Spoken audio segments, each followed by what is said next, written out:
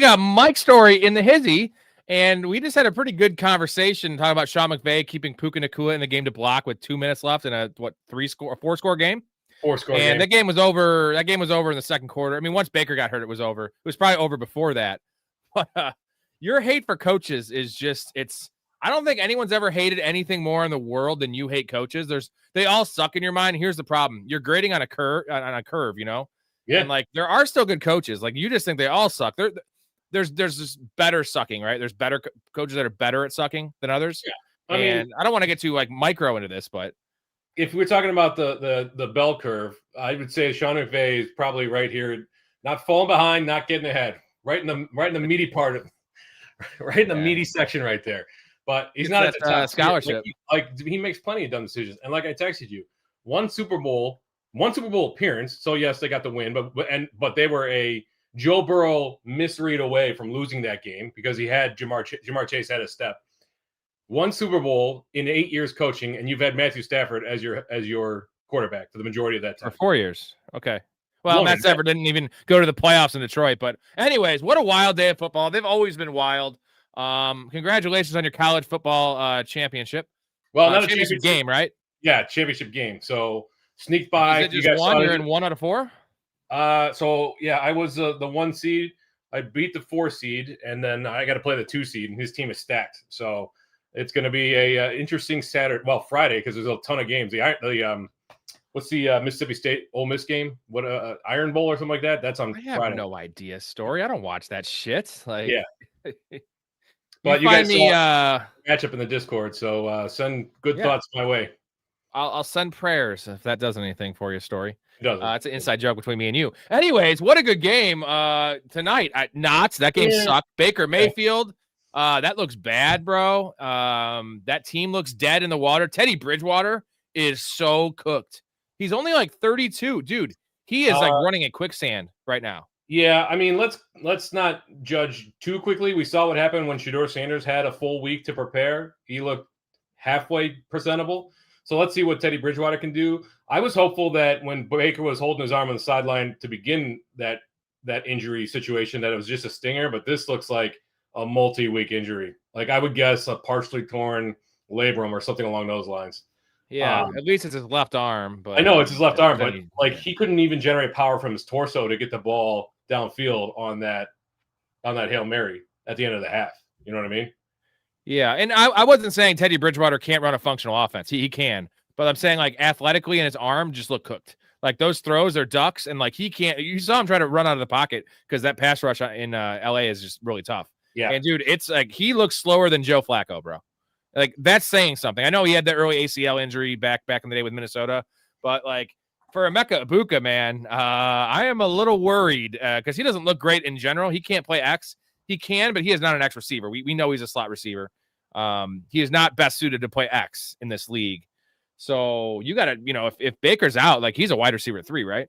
No, I think he's still a low-end wide receiver 2. I mean, Teddy hit him on a pretty nice crossing route. He had some yards after the catch. So you have to assume that they start scheming some stuff up for him. I mean, Godwin was basically invisible in this game. It was a lot of Tez Johnson. It was a lot of, what's his name? The other receiver. Yeah. Like, come on. Why are we targeting Cade Otton? The guy doesn't wear any gloves, and he's dropping stuff left and right. That bobble, like, interception, what that was wacky. That was. I love Cade Otton, though, so don't besmirch my Cade Ottons, okay? Yeah, 4 for 21, though. Like, oh, God. Like, the leading receiver was Egbuka with 32 yards. My God. Like, how did – this is crazy. We're at a loss for words. We're at a loss for words in this game. Listen to the stat line. 8 targets. Okay, fine. 3 for 32 with a long of 32. That means his other 2 receptions went for 0 yards. He was sitting at 2 catches, 0 yards, dude. Yeah, Sterling Shepard. There was a fair amount of Sterling Shepard. So I have to assume that they're going to get them more involved. But this downgrades everybody. Sean Tucker, Bucky Irving.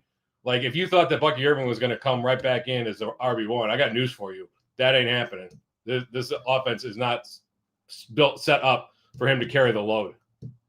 They have a nice schedule coming up, at least. I mean, I guess there's one silver lining, but they're in trouble, man, because if the Panthers win tomorrow, which I actually give them a fighter's chance in that game with how bad the Niners defense is, they're in second place, right? The Panthers are in first? In that division, yeah. Wild, man. Wild. I All right, let's get to our big things here Okay. from week 12. And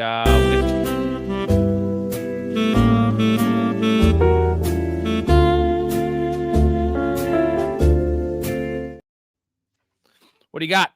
For fantasy football, I think you have to. It's well known that kickers still matter. If you play in the league with kickers, it can make the difference in your fantasy matchups. I know it's not a popular topic to talk about because they're not really high scoring, but it made the difference in a matchup that I was in this week, picking up Andres Borralagas, who's been he was shaky to start the year. He's the kicker for New England, and he has turned it on recently. I think he's got one missed field goal, one missed extra point over the last 8 games or something along those lines. So you got to find those kickers in the matchup. If you could ride a Cameron Dicker, or I'll tell you what, Kaimi Fairbairn is probably the top kicker going forward because Myers. Yeah, Jason Myers. Great. Otherwise, you're going to have to find guys in the right spots. And it can be tough to do, but you can't just ride Harrison Butker all the way through. Jake Bates is a good example, right? Like he had a good game today, but how many times have we seen that they go for it on fourth down consistently? Chase McLaughlin is another one. This offense takes a step back, and it looks like they're more than comfortable going for it on fourth down, even with Teddy Bridgewater. Now, I know they're trailing in that game. So that's it. That was a minor big thing. It is still a big thing. What's your big thing? And then I'll give you my actual big thing. One more point to add on to your kicker thing is the weather is becoming an issue. It will become an issue here in the next couple of weeks, where before it didn't really matter. So targeting teams that have a lot of indoor games, Carolina, in Carolina, in Jacksonville, those kind of situations, Cam Little, for instance, I don't want to fuck with, anyone playing in a game in Pittsburgh. Boswell maybe because he can do it, but like if you're on the road in Pittsburgh and you're a dome kicker, that's just a tough matchup. Like they're less likely to kick 50 yarders. They're less likely to kick 40 yarders when it's 4th and 4. The NFL is already trending that way. So, like, the weather plays much more of a part in these kicking matchups. And I know traditionally people say just flip a coin. There is more to it than that story. But it's, I like kickers just because I like the randomness. And I like that if you have a good team, you're not really streaming any positions. You're just kind of setting it and forgetting it. But kickers, I like to just rotate in and out. And I feel smart when they go, when they get 5 field goals. Yeah. Same with team defenses. It's not and you'll have to pay attention. Like Boswell is consistently ranked in the top 5, 6, 7 kickers every single week. But as we draw nearer to December, I have real concerns about that field. Like the way Pittsburgh's situated, in between all the rivers, it's a windy environment. So yeah. So my big thing is quarterback plays bad. There's a lot of really bad teams. I'm really excited about watching the tank for the top pick, which is always fun. I'm kind of referencing the Browns Raiders game. And then did you see Geno Smith flipping off the fans? Yeah. Dude. Dude. That's the second time he's done that. And like, bro, come on, man. Like, I will say the sign they were holding up, though, it said, who's a bigger bust, Geno or Jamarcus Russell, is pretty much a slap in the dick for him. That's pretty bad. That's wrong. Like, Jamarcus Russell was awful. But Geno's really bad. That team's really bad. They fired Chip Kelly. I'm not trying to do a bunch on the Raiders here because they're just a bad franchise. But Pete Carroll's got to be gone, too. And what a bad hire that was. What the hell are they doing? Terrible. Like, the fact that Chip Kelly is gone 11 weeks into the season, that guy was the highest paid offensive coordinator coming in this year. He made $6 million for 11 games worth of work, and now he's out the door. I don't like as great as Brady was as a player and a player manager and a player coach. He's terrible at this organization or franchise thing. Like I don't think that he's the right guy to be even giving input. Like that team is trending in all the wrong directions. A couple other things here. I think we actually finally have witnessed the last couple games. Jahmyr Gibbs, them using Jahmyr Gibbs like they should with Montgomery healthy. I think Montgomery's kind of phased out, and maybe this will change if they get a blowout game where they're winning. But they need him because Sam Laporta's out. Like they can't be fucking around switching off series with Montgomery and Gibbs. And you saw he was their whole team today. I mean, St. Brown, that is their team. So yeah, what a concentrated target share. You're thrilled if you got Gibbs. You're thrilled if you got St. Brown. And somebody will show up every once in a while. You'll get a Tesla touchdown, and then everybody will be pissed that it went to him. But Jameson Williams, even big goose egg from him. He's back to being a boomer bust guy, and we thought he was going to be a regular contributor with Dan Campbell calling plays. That's I think you can feel confident in ASB and certainly Gibbs, but you're right, Montgomery. How about Jameis Winston? Fucking that touchdown catch, dude. Well, how did that guy not tackle Jameis Winston? He's a fucking 6'5". He's slow as shit. Stiff arm to the ground, man. It was insult to injury. And this is the pendulum swing that I talked about a few weeks ago or a couple of weeks ago with Jameis Winston, where you'll have some good games, but you remember what happened last week, right? So don't let this week fool you. Now Dart will be back, certainly. That's bad news for I think Wandale. It's bad news certainly for Tyrone Tracy and Devin Singletary because Jackson Dart is basically their goal line back. It's great. It was great. It's great if you were playing Wandale today, or I think Slayton had a halfway decent game too. No, Slayton had one catch, I think, dude. He had the first catch of the game. Who's the other guy? 1 for 23, bro. Okay, that's not great. Theo Johnson had 3 for 77. Hodgins had the touchdown. That's right. Isaiah Hodgins. Isaiah Hodgins. And dude, it's just I'll say this: the Giants are frisky. Did you see the tweet that Malik Neighbors deleted?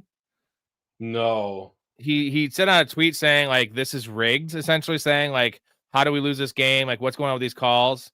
And like then he deleted it right after. So I don't know if that's about the Giants rigging it. Like here's the thing: it's in the Giants' best interest to lose these games. You know what I'm saying? Like what you want for the Giants is Jackson Dart to stay healthy the rest of the year, play well, show some moxie and some poise and some intelligence in terms of not running into guys head first and then losing games. Like that's the whole thing, right? That was the thing with Caleb last year. We knew we weren't going to win. We want to see, kind of what they're doing right now in Tennessee. Cam Ward looking a little better, not looking great, but you know what? Cam Ward's running now. Storey, you see this? Yes, I did. He actually is doing what he did at Washington State and a little bit at Miami, and that's what we finally need. Get outside the pocket, make plays on the run. When things break down, go ahead and take off. Seattle wasn't expecting that. They didn't spy him as much as like you would normally spy a Russian quarterback, and they took advantage of it. I was surprised he put up that many points on the Seahawks. I'm not worried about it. In fact, I'm thrilled to start the Seahawks against 9 next week. Oh, let's get into that. Well, one more thing before we get into that. Did you see that Deshaun Watson was on the sidelines in this game? No, but he was on the sidelines last week. Yeah, but I'm saying this is the first road game that he traveled with. You know where they're at, right? Well, no. Like, is that the Vegas? That's where it's saying, and that just makes sense. Deshaun Watson, first game he's going to travel to. He's like, oh, it's Vegas. I'll go to Vegas instead of Cleveland. I'll go get some prostitutes and some hand jobs and some massages and gamble. Good for you, Watson. You got the money to do it. Yeah, I mean, what's his future like? He got nothing. Let's talk about a guy that has no future. Let's talk about the potential future of the lost season that is the Minnesota Vikings and JJ McCarthy. Now, let me just preface it with this, dude. I've been ripping on him. We've both been very, very critical of JJ McCarthy on the show. Since even before this season started, we were skeptical, and then we just saw him play and we hated it. It's getting worse. And I am guilty of betting on Justin Jefferson 2 weeks in a row, which in theory, actually not even in theory, like factually, I'm betting on JJ McCarthy with those yards bets. And I didn't think there's any way it could have got worse from the last couple of weeks. Storey. It got worse. It got worse. He had -1 passing yards in the second half, or maybe -1 net yards, whatever it is. It doesn't matter. You're an NFL quarterback, starting quarterback, or at least by name you are. It's bad. Addison has disappeared. I think that they're running. Well, not Jordan Mason, but Aaron Jones is probably okay. But if they run into a bad matchup, that's it. I mean, next week in Seattle, what are you going to do? You can't bench Justin Jefferson. You can't. Most trade deadlines are over. I was not a fan. I know that a lot of people were talking about trading for Jefferson, but I never saw this getting better. I mean, I saw it, improving incrementally, but I never saw it getting to the point that Jefferson is back to the overall wide receiver 1. I thought he would be eventually a low-end wide receiver 1. As it stands right now, he's a mid to low-end wide receiver 2. It's insane. And what is your panic meter on him? This is from Mark. Because it's already been pretty high. Is he a wide receiver 3 now? Because like he's never been a touchdown guy. He's clearly not scoring them now. Because are they going to bench JJ McCarthy? I guess that's the first question we have to talk about. Because Bromner, what's the guy's name? You know his name. Max Brosmer. Okay. He's better than JJ McCarthy, right? Because he can't be worse. I don't know. I mean, I saw him play in the Big Ten, and he looked serviceable, but he played for a run-first team, so who knows what he actually – I mean, but McCarthy played for a run-first team. Sorry, I got something in my head. McCarthy played for a run-first team, and he look how he looks right now. It's bad. It's bad. My panic meter is 8 because of where you drafted him. Now, you have to calibrate expectations. Would you trade – I know most trade deadlines are over. I've got one league that has a trade deadline. That's next Saturday, this coming Saturday. Would you trade like Troy Franklin to get Justin Jefferson? No, see, I'm always like way less panicked than most because clearly I'm still betting on Justin Jefferson. So I mean, do it again next week. If you had Troy Franklin, would you trade him away to get Justin Jefferson? Oh, yeah, absolutely. Absolutely. Always trade Troy Franklin. Absolutely. Always looking for Jack Doyle. Even in it, Troy Franklin's last 5 games, 10.4, 12.5, 6.3, 23.9, 11.4 and a half PPR. Bo Nix doesn't blow me away, and I think they're going to make a quarterback change, or JJ has to be better. I got a little clip here for you. This is courtesy of It's Always Sunny in Philadelphia, my favorite show. This is what it's like for JJ McCarthy to hit a screen pass. Toss it again. Here you go. What the hell was that? It's the keys. I threw them right at you. I asked you to toss them. You threw them overhand. That's the way I throw, Oh, so. well, jump in there and get them. I'm not going in there. I don't sink. What? I get in there, I just bob around like a cauliflower. Don't give me lines, man. Jump in the ocean I'm and not get the going damn in. keys. No, Charlie, I'm not going in. I'm going to use your boat. You go on in. That's JJ McCarthy trying to throw just a little shovel pass. Bob around like a cauliflower. That's such a weird line. Probably improvised by the great Frank Reynolds, aka Danny DeVito. JJ McCarthy, man. You know what's sad is I started him in a few leagues this week. That's super flex leagues. Just because I was like, I don't know. I have Jackson Dart. I'm like, fuck it. I could have started Bryce Young. I'm a fucking idiot. I mean, I'm still gonna win. So he shouldn't be started in any 2 quarterback or super flex league going forward. Would you start JJ McCarthy in your kicker slot? If you could do that, no, because I feel like I can get 12 points from a kicker or 10 at least. The point. Dude, speaking of not being able to get to double digits, Lamar Jackson, what in the world do we here? What do we do here? He's still hurt. Oh man, he looks definitely still hurt. Indecisive. Like you've never seen him that indecisive before. Like it's good if you've got Derrick Henry because they're more than happy to let Derrick Henry run it 3 times at the goal line. If he can eventually get in, he looks like he's taking a step back. But man, I just traded for him to make a playoff run, and I've just lost the last 2 games in a row. Not strictly because this week I got smoked, but Lamar Jackson literally cost me a win last week when he got 4.5, 5 points, whatever it was. I'm panicked. It doesn't look good. Missing Bateman is actually a bigger loss than you would think. You know what I mean? And their schedule's easy. I said losing Bateman's a bigger loss than you think to that offense because he is a field stretcher. They don't have anyone else to do that role. So yeah, I mean, the Cincinnati we thought would cure all evils, but Cincinnati their defense looked halfway competent against New England today. But they have Cincinnati on Thanksgiving, Storey. So you just got to make the 7-point playoffs, favorite. right? Cincinnati, Pittsburgh, Cincinnati. Do you think now? Okay, now get on to Cincinnati real quick, just so you guys know. Keep on pumping those questions in. We'll get to everyone's question here in a little bit. Do you think they're going to bring back Joe Burrow now because their season's officially over? I know the Steelers are bad, but it doesn't matter. The Ravens are still going to win 10 or 11 games, and right now the Bengals have 8 losses. Yeah, I mean, if you look at the last playoff team that would be, believe it or not, the Bills, and the Bengals would need to make up 4 games. They're 4 games out of the playoffs with 3 games.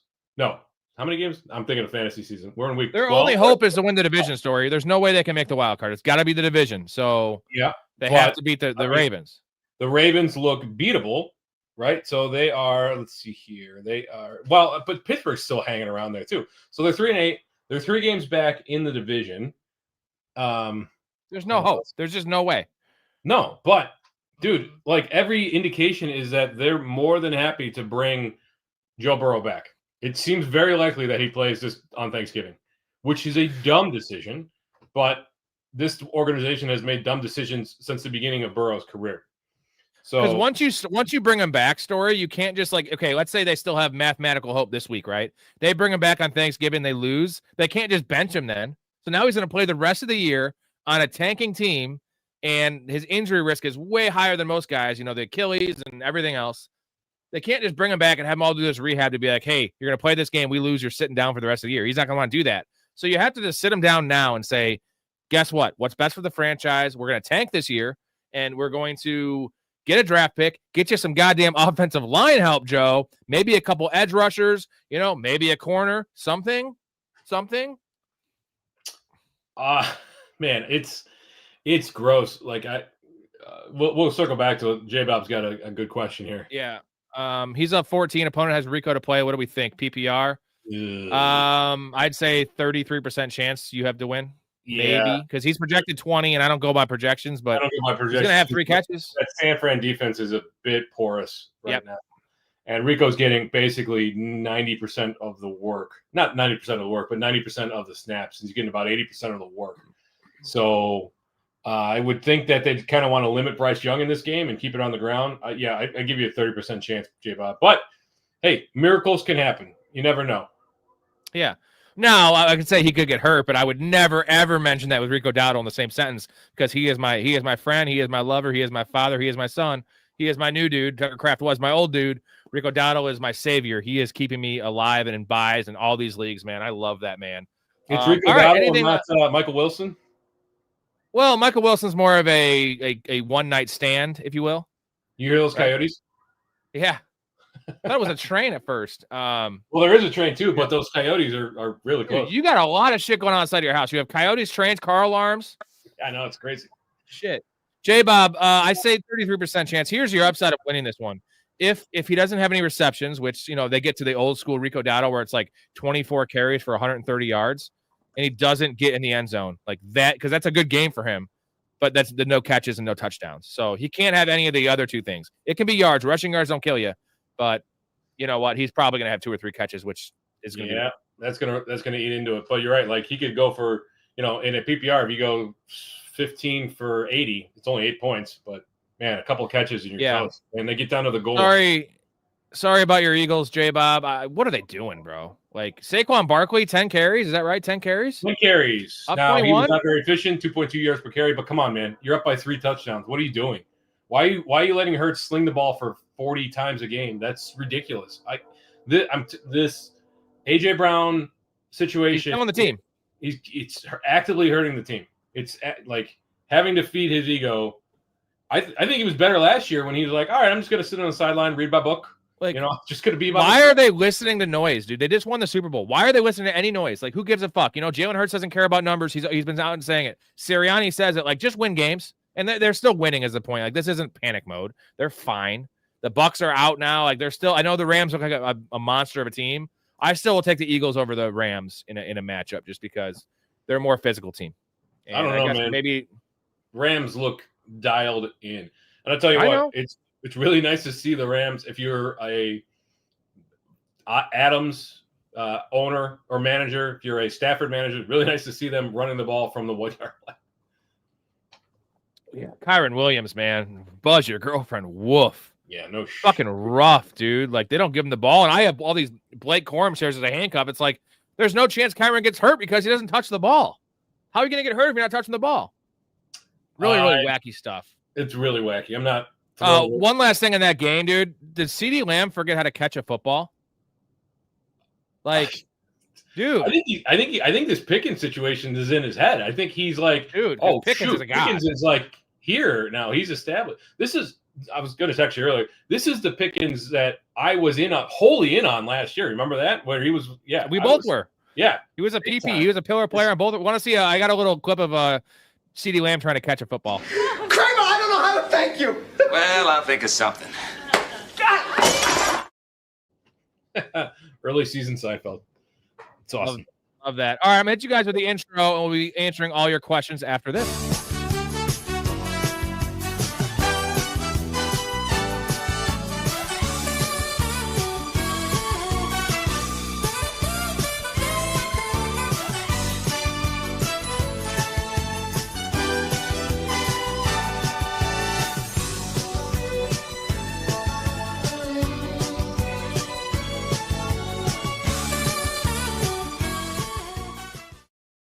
You like that chick? Who is that?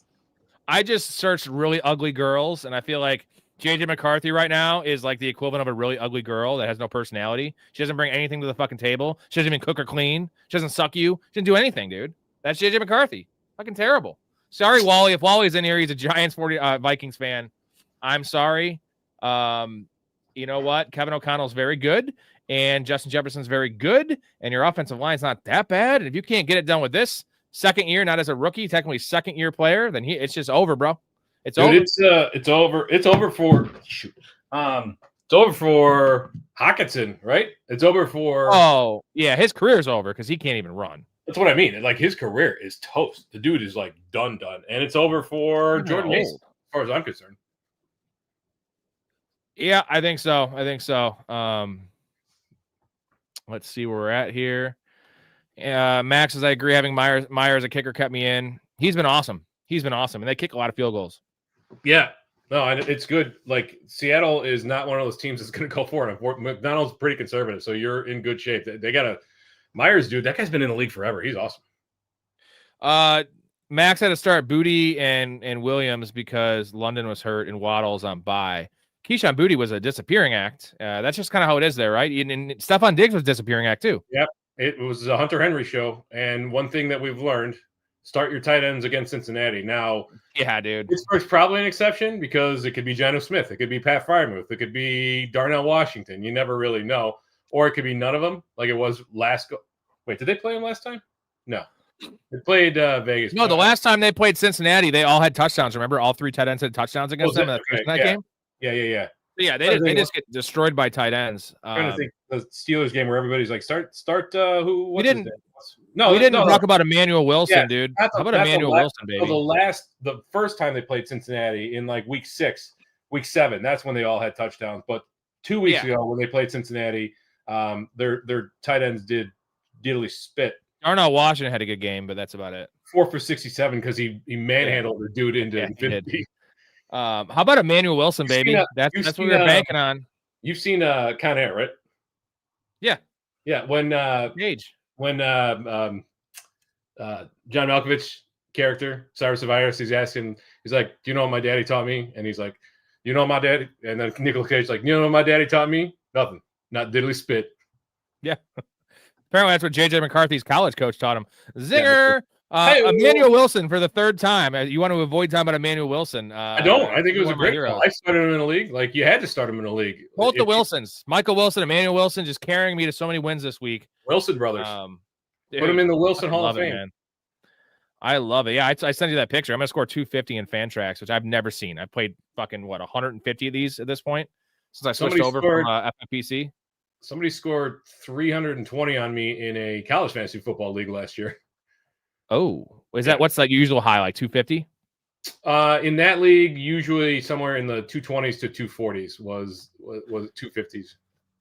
Hetzer, we're not dropping Jameson Williams now. This is the Jameson Williams experience, man. I didn't think it'd be like this in this game, especially with all those pass attempts. I am firing up Jameson Williams next week against the Packers. What do you think about that?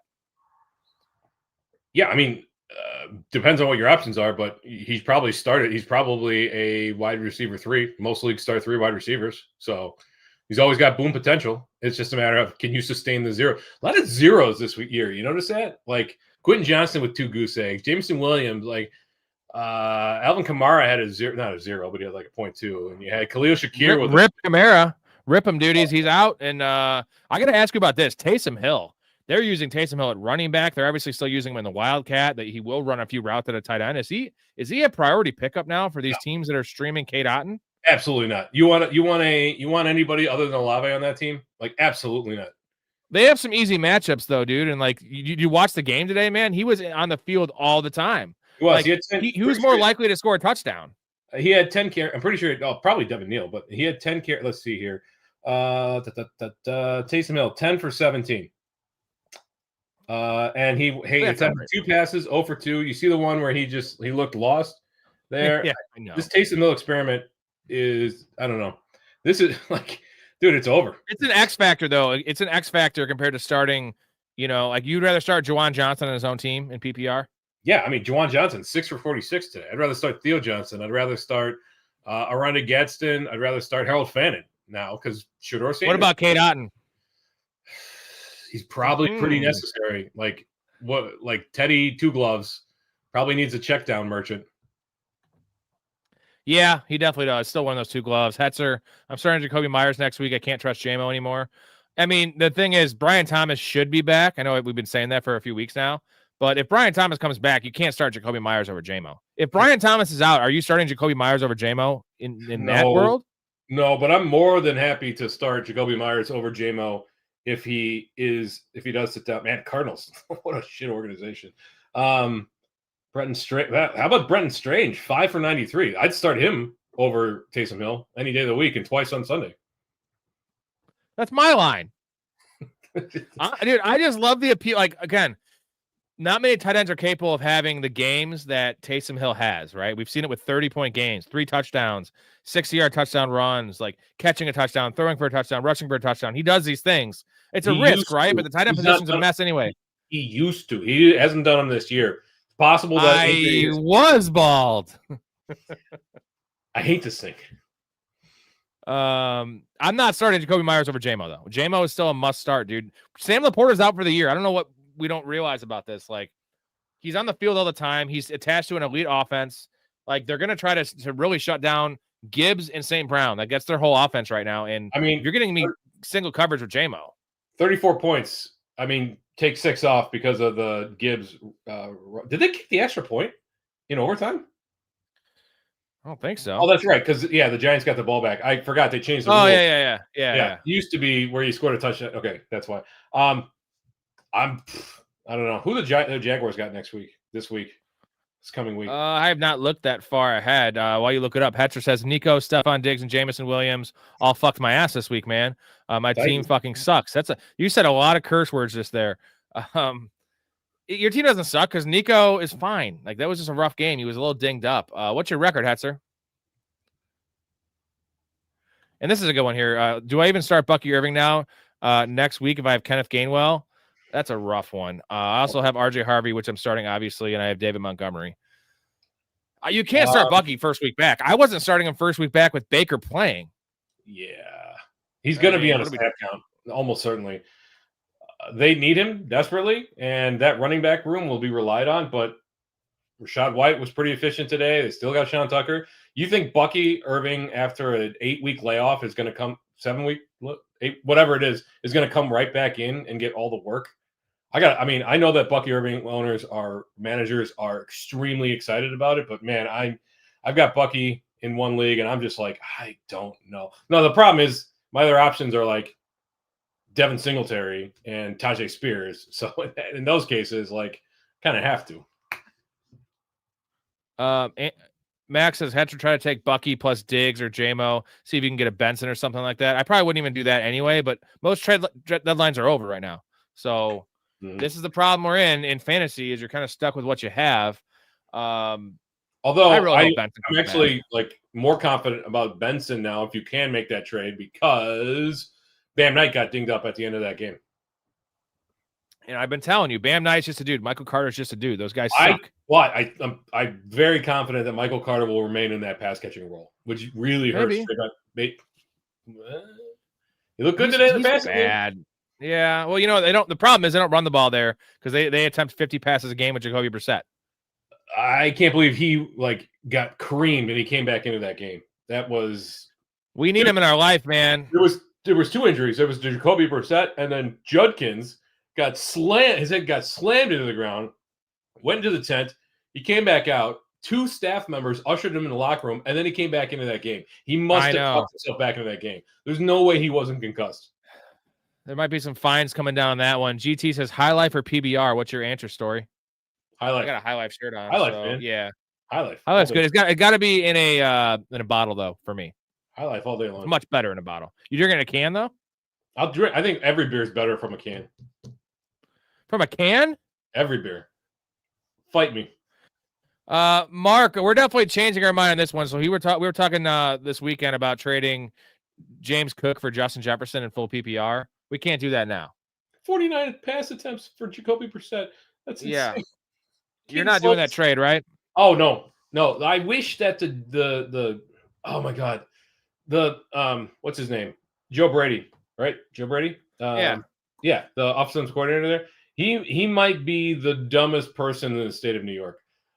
I wish that they used James Cook in the passing game more. This Ty Johnson obsession is ridiculous. The dude's got like 3 moves. It's a screen pass behind the line of scrimmage, right? It's a dig or an out, and then it's an option dig or out, and then it's a mesh play. Have you ever seen so many mesh plays in your life? Like, No, it's not creative at all. nothing. And they need to get the running backs involved because they have no receivers. Yeah. God, that organization is poorly run, if you ask me. Josh Allen, he's a salve that cures a lot of ails, but he can only do so much. But no, He's a loyal guy, but definitely not trading James Cook. No, with his roster, it made sense, and then now it's just rock bottom. Like I felt like last week was rock bottom for Jefferson. It was 60 yards, but it's not about Jefferson, right? This is not about Jefferson. This is about McCarthy. No, Jefferson hasn't lost a step at all, and he showed that in a game earlier this year with Kirk Cousins. This is all about. I got one more thing for you in regarding to JJ McCarthy, courtesy of Sports Memes Channel. All right, first play of the game. Twins bunch, right? Jet 52 on 1. My bad. Okay. He is such a clown, bro. He is so bad. If he wasn't such a little cocky prick, too, he's a local kid. I want to root for the guy. I can't. We can't. I don't want to root for him. I never cared for him. I never cared for his attitude. I never cared for him. Signing the screen. Dude, like Blake Corum carried that team, and you're over there saying like you were Joe Burrow who led the LSU team to a championship. Joe Burrow carried that team. Blake Corum was the star of that team. Like Blake Corum had like 28 touchdowns that year. Will Jameis Winston be a sleeper for next week? I mean, they're going to go back to Jackson Dart, right? Jackson Dart was this close to starting. He didn't pass concussion protocol. They're absolutely going back to Dart. Well, Dart's playing. That's what we said. Pickens is a dude. We hit on that one story. That was one of our dual pillar players we had. It was Pickens, it was Olave, it was Drake London, and it was sadly to say it was Calvin Ridley. But hey, we hit on 3 of them essentially. I mean, Drake London's been up and down. We have Pickens this year. I know I had him last year. Yeah, we both had Pickens on our team on our pillar players. Hey. Pickens is dude. He's wide receiver 4 on the year right now. It's unreal. Like I wonder if they make a concerted effort to get CeeDee Lamb the ball. I know they have been, but the coach came out, Schottenheimer came out and said like he's like, hint, we're going to be going to 88 a lot next week. Don't worry, don't even worry about it. Right. Real quick, we were talking about Judkins getting hurt. Do you think Dylan Sampson's a must add right now? No. I want to talk to Samson. Climbing to the moon like that bitch Alice Cram. Yeah, He's not the guy there? It's a new tiny dancer, I guess. Yeah. I'm not going to base my waiver wire decisions on one screen pass with bad tackling. Well, I'm just saying as a handcuff, like a backup, a stash, right? No, I mean, like Judkins' injury was a concussion, and if they're going to let that slide, then he's not going to not play next week. Good call. Yeah, good call. Yeah, he definitely got concussed. And let's not forget, this was the Raiders' defense. This wasn't like a halfway decent defense. So what is Sampson's role going to be against a good defense? Trone, after the Cowboys won, they have a whopping 9% chance to make the playoffs now. Jerry Jones is still going to celebrate like it's 1994, though. That he was going crazy in the box. That whole stadium was rocking, and you're still several games behind the Eagles for the division. So, who do they play on Thursday? They play. It's not an easy match. Commanders. I wanted to say the old name, but that's not correct anymore. No, they play the Chiefs. They play the Chiefs, dude. They're home against the Chiefs. That's right. That's not good. That's not good. Play the Broncos. Yeah, dude, the Chiefs were so close to having their season end today too. Can you believe that, dude? Like, all right, Sirianni got conservative. Steichen got conservative. Like, when a coach is going to wake up and learn that a double-digit lead is not safe in any capacity in the NFL. Like 3 and outs, when another team has timeouts, it's a minute and a half off the clock. You could be up by 10 points. You got in 4 minutes left. That doesn't mean squat in the NFL. Like, coaches got to get smarter or braver or whatever it is. Like, I liked what Jacksonville did, even though it burned them. They had a chance to kick the field goal, go up by 6 points, right, and force the Cardinals to go all the way down. Instead, they go for it on fourth down, like trying to put the game away. Are the Bucks done? Sorry, are they done? Let's say Baker's ruled out for 2 to 3 weeks. It's a 3-week injury. It's a 2 to 4 week injury, I would guess, for Baker. Yeah, I don't think they're making the playoffs. They were 5-1, bro. 5-1. They had all those one-score victories, riding high. Baker is a top 2, top 3 MVP candidate, and then just terrible. They were like, to start the year, they were the Chiefs from last year. So many close victories that could go the other way. Yeah, it's a shame because I kind of root for them. I don't hate them. I love Baker. I love Baker. I do too. Good quarterback. And I like the new commercial. I like the new commercial he's in too. Bandit, great call for this week. Green Bay defense and Darnell Mooney as my free agent. 31 big points. Help me, my undermanned squad, pull off a huge win. Hey-o. Darnell Mooney, though, I wouldn't chase because it was not exactly prescriptive. I don't know. Yeah, it's not going to happen again, I don't think. Kirk Cousins is toast, bro. Yep. My God. Like, he can't move or throw, which are two important things when you're playing quarterback. Yeah, I mean, Mooney can be started in the right matchup. Like, the Saints are a good matchup if you need a wide receiver 3 in the right matchup, because I don't think London's coming back until week 15 based on the reports today. J-Bob here. Thanks, J-Bob. I know you're having a tough day. Give me your sentiment on this one, Story. Pachulo, it sounds like a food. Pachulo, yeah. Dude, I said he should have been fired 6 weeks ago. The guy has no creativity. He's using virtually no motion, virtually no play action. It's an embarrassment, the fact that this team was not able to generate enough offense to beat the Cowboys today. You got up by 3 scores, and you're like, well, we better start. You want out routes? This is what we're going to do. We're going to do out routes, and if our quarterback's a little inaccurate, should we rely on the run to kind of bleed some clock? Nope, we're just going to run out routes. Out routes, and digs. Out routes and digs. And then maybe a deep shot to Devonta Smith, like Pachulo. Can you fire an offensive coordinator when your record's 8-3? Like, that's being proactive, right? But like, right. Will they? Who was somebody fired their offensive coordinator when they had a winning record. Like, we've seen it before. So we've seen coaches get fired after winning seasons. Like, what's best for the organization? This guy doesn't know what he's doing. Like, why doesn't Sirianni just take over the play calling? Because Sirianni is also an idiot. Like, you want to talk about, like, let's talk about coaches, because the dude got a Super Bowl on what was the win there? Like, it was the back of Jalen Hurts and Saquon Barkley. That's what got him the Super Bowl. Like, by the way, the tush push it's going away next year. I guarantee it.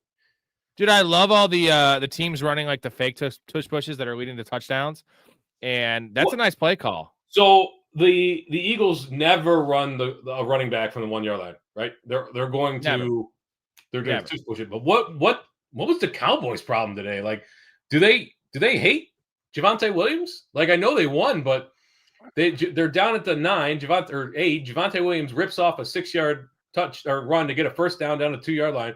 And then they don't run it again. Straight and pass. They get a false start. Oh no, they didn't get a first down. It was first and goal, and he ran it down to the 2. No, this is the one where he ran it down to 2, and then they did 3 straight passing plays. What are you doing? Like, I don't know. Javonte, we saw him have 2 touchdowns week 1 against the Eagles. Like, dude's an elite goal line back right now. He's a fucking bowling ball. It has never felt more apparent that these coaches are stat padding for their quarterbacks, right? Like, it just feels like that. Like, I love it that the Rams are doing it, because I've got Matthew Stafford a bunch of places, but come on. Like, why is Kyron not getting the ball on the 1 yard line until they've already scored 4 touchdowns? Well, that's more of a philosophy change that's working for them, because last year, the last 2 previous years, they only ran the ball inside the 7 yard line. They'd run it 4 straight times, right?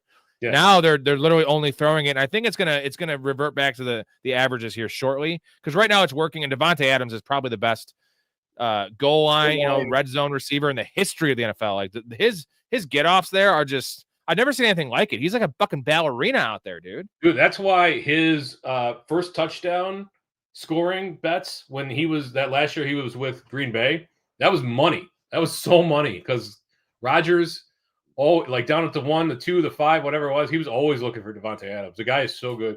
I told somebody, even in not at the goal line, like in the red zone, everybody else disappears. It might be a tight end. Otherwise, it's Devontae Adams. Joe Blacko, JMO and Lamar fucked me. Are you going to keep on starting Lamar? You have him. I don't have him anywhere. So what am I going to do? Start trying to think who would be on the wire. Like a decent option on Jacoby the Brissett. wire. Probably not available. Probably not available. Or like, am I going to start Jordan Love? Like, no. Sorry. Sirianni is a good motivator, but a terrible play caller. I'll give you that. He's a rah-rah guy. You know, Pete Carroll's a rah-rah guy too. But Pete Carroll's fucking terrible. Yeah. Terrible. I don't even think Pete Carroll's a good rah-rah guy. That guy's just been around the league for so long that people are like, oh, okay, cool. But you're right. You're right, J-Bob. Sirianni, fine, he's a good leader of men, but that doesn't make you a good head football coach. I think he's extremely overrated. Joe Blacko says, good point. We got to start him next week. I know it's a short week, but they're playing the Bengals. You start everyone against the Bengals. Yeah. Right? You Zero, have to. I mean, there's zero chance that I'm ever benching Lamar Jackson like the rest of the season, unless he. I know. Trust me, that's my philosophy in fantasy too. It doesn't always work out, you know. No, like here you go. I'm ride or die with Lamar. Yeah, there's Helen Hunt there for you. We all love Helen Hunt. You missed the other one, Story. Anyways, real quick, shout out to the Patreon subscribers. We'll get to all your questions in a little bit. Also, we are doing the beer chug fundraiser that we always do every 5 supers, any color beer chug, every $20 super chat beer chug. Everyone that joins the Patreon during this live stream gets a beer chug and a thank you from me. Here's a shout out to the current Patreons. Love you guys. A lot of good perks in there. You want to play fantasy leagues with us? You want free merchandise? You want me to give you back rubs? That could be worked out later. You want access to my bet story? We're crushing right now. This is not updated, but we're 5-3 on the week right now. So we're at 60 and 32 on the season. Not bad. You know, we had a couple rough bets today. Justin Jefferson, fuck me. Judkins couldn't get his rushing total yards. I don't know how. I mean, either way. Also, here's Helen Hunt. Second one. That one's really rough. That's no makeup, Helen Hunt. We don't like that. We don't like that. Nothing against Helen Hunt. I'm sure she's a lovely lady, but come on. Yeah, she's kind of a tiny dancer. Dude, he had such a tiny dancer running the goal line today. He lost 4 yards on it. I immediately thought of that. But the good news is the work has shifted precipitously to Kenneth Walker. So Charbonnet still mixed in. He got the touchdown, but you got to be pretty happy if you're Kenneth Walker. 11 for 71, 6 for 35 for Charbonnet. So the run game was working, but Walker 3 for 30 through the air. I think you're pretty happy, right? Yeah. Let's see here where we're at in the chats. People saw about High Life. A lot of High Life talk. Rams are fucking legit. Damn straight they are. We had this one about Mooney. Sorry. Here we go. This is a good one. Also, real quick, I have a new announcement. I think we're gonna do a Dynasty League story for the channel. Okay. You in for that? We could do separate teams too. I don't want to manage it with you. No, I got my own. Not Dynasty. Dynasty. Yeah. So yeah, if you're interested in the Patreon and getting in the Discord, this chat goes 24/7. Professionalfanatics.com, where you get all the info for that. Also, a way to support the channel, but also you're getting into a emerging, awesome community with some really, really great people. And some really great people. Everybody's so kind and nice, and you know, it's even like Bucks fans and Eagles fans that like yelling about their teams. They say like yes and please and thank you. Where I'm just like, suck my dick, you asshole. We have thanks for the Wilson call. Outplayed Chase Brown easily, but is he droppable now? Wait to hear for sure if Jacobs is back. He's not droppable because he is now clearly in the mold of the Blake Corums and Tyler Algiers. Yeah, and you got an injured Josh Jacobs. If he comes back early, he's more likely to get hurt. Maybe he's actually usable this week, even if Jacobs plays. So I'm not dropping him, but I would play Chase Brown over him if Josh Jacobs came back. Yeah, but he looked good today, dude. He's vaulted to the top 5 when it comes to handcuffs. Blake Corum, Tyler Algier, Emmanuel Wilson, Brian Robinson. I'm sure there's a fourth that I'm not thinking of. Zach Charbonnet, although he's not really a handcuff. Like he's rostered. David Montgomery is now a handcuff. He is now a handcuff. That is unfortunate. Not Ray Davis. I'm still holding on to Ray Davis in some That's spots, ridiculous. man. There's no reason. No, it's not to. ridiculous. He played on one offensive snap. You're not getting your backup is not going to play on one offensive snap. Like he's a kick returner now, and he's very good at it. They're trying to keep him healthy, man. Joe Blacko, JJ McCarthy, or Shador Sanders, career prospects. Oh, I thought this was fantasy next week. I'm like, oh No, I think it's just career prospects. Like, who do you want? Because Um, Shador looked okay. His one touchdown was on a screen pass, though, and like, Yeah. I don't know. I don't believe in Shador Sanders, but I really don't believe in JJ McCarthy. Yeah, I don't know. Probably JJ McCarthy because he's tied to a better coach and a better organization. That's really the only reason why. No, I think we're just talking as players, like in a vacuum. Oh, Prospects, right? Talents, if you will.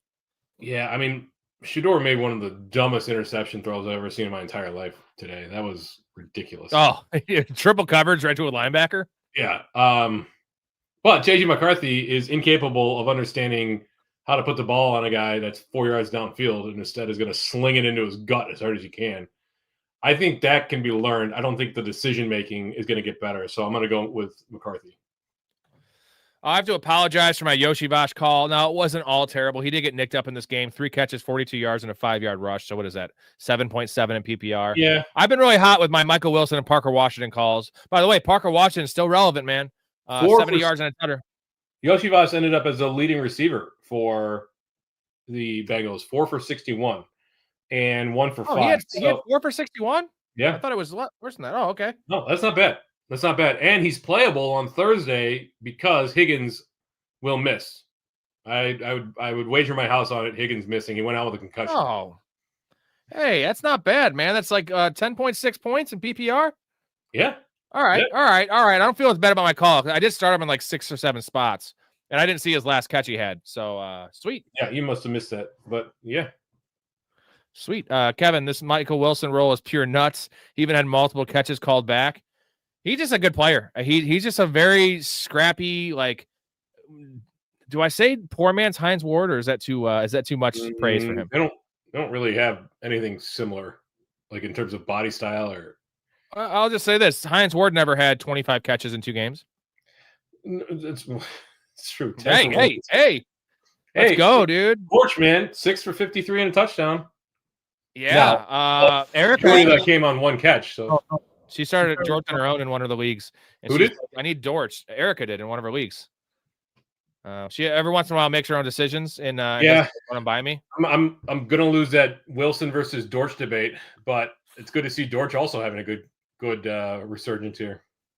Jacoby Brissett's a kingmaker. Like, he is the kingmaker of kingmakers, and I love it. I love it, man.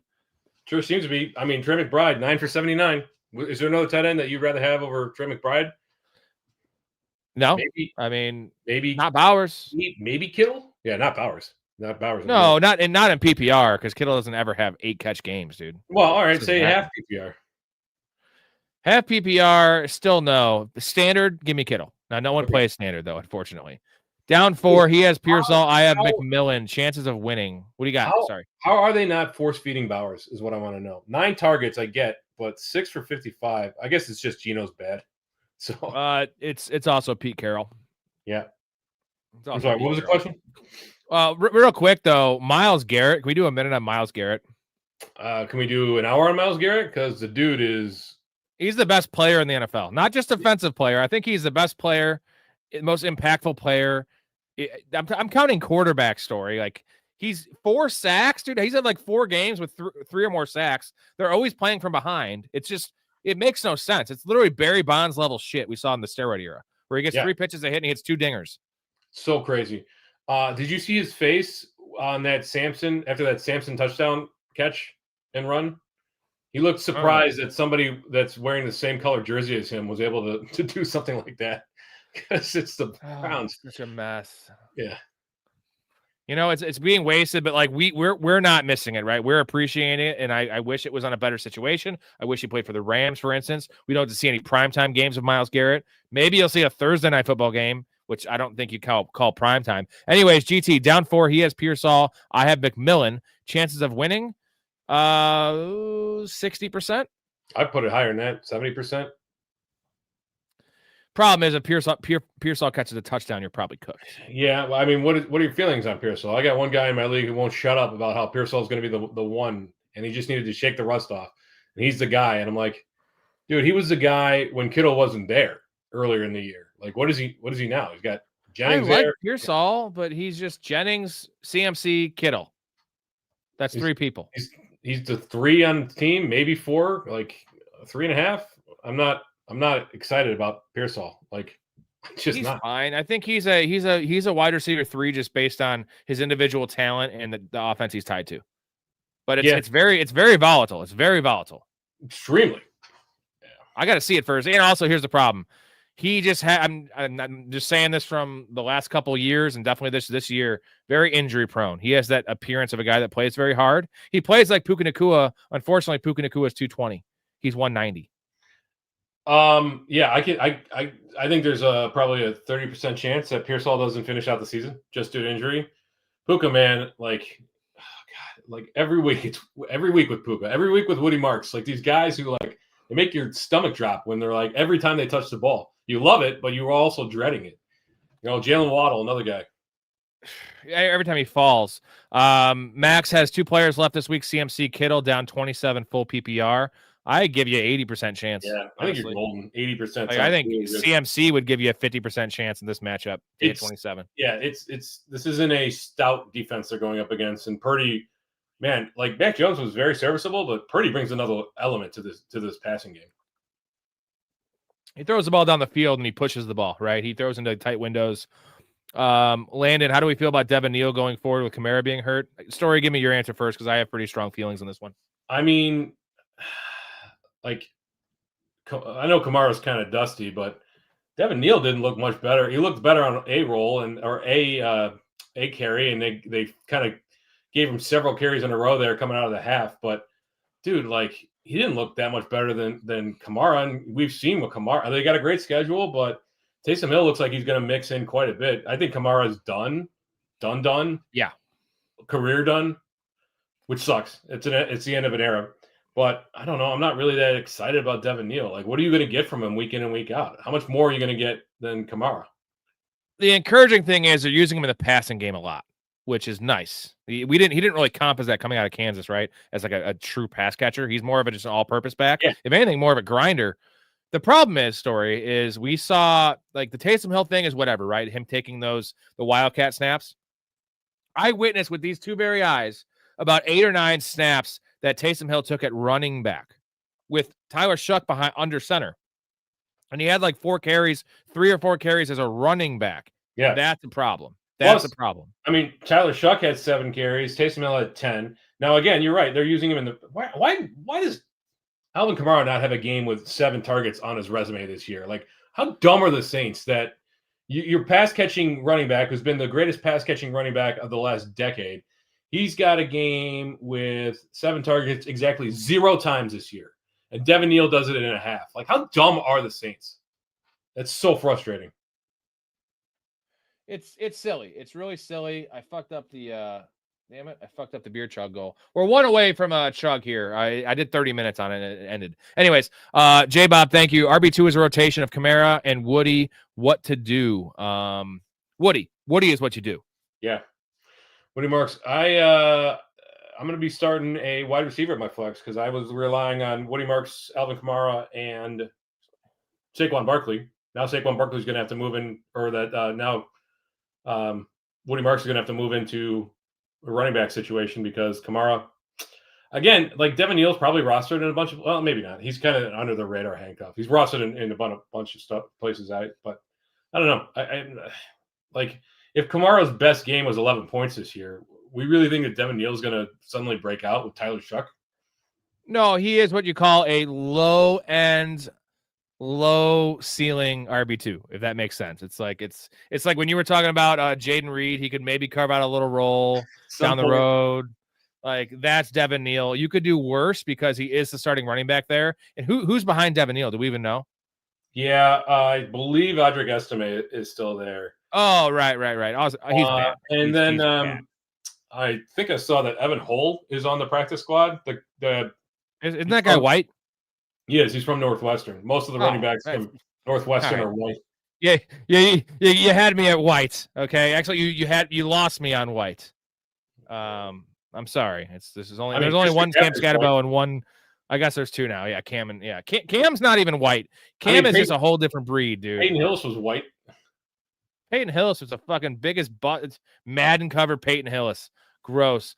Cobra, do I start Benson next week if he starts? If London is out, my options would be Slayton, Fannin, and Benson for my final flex spot.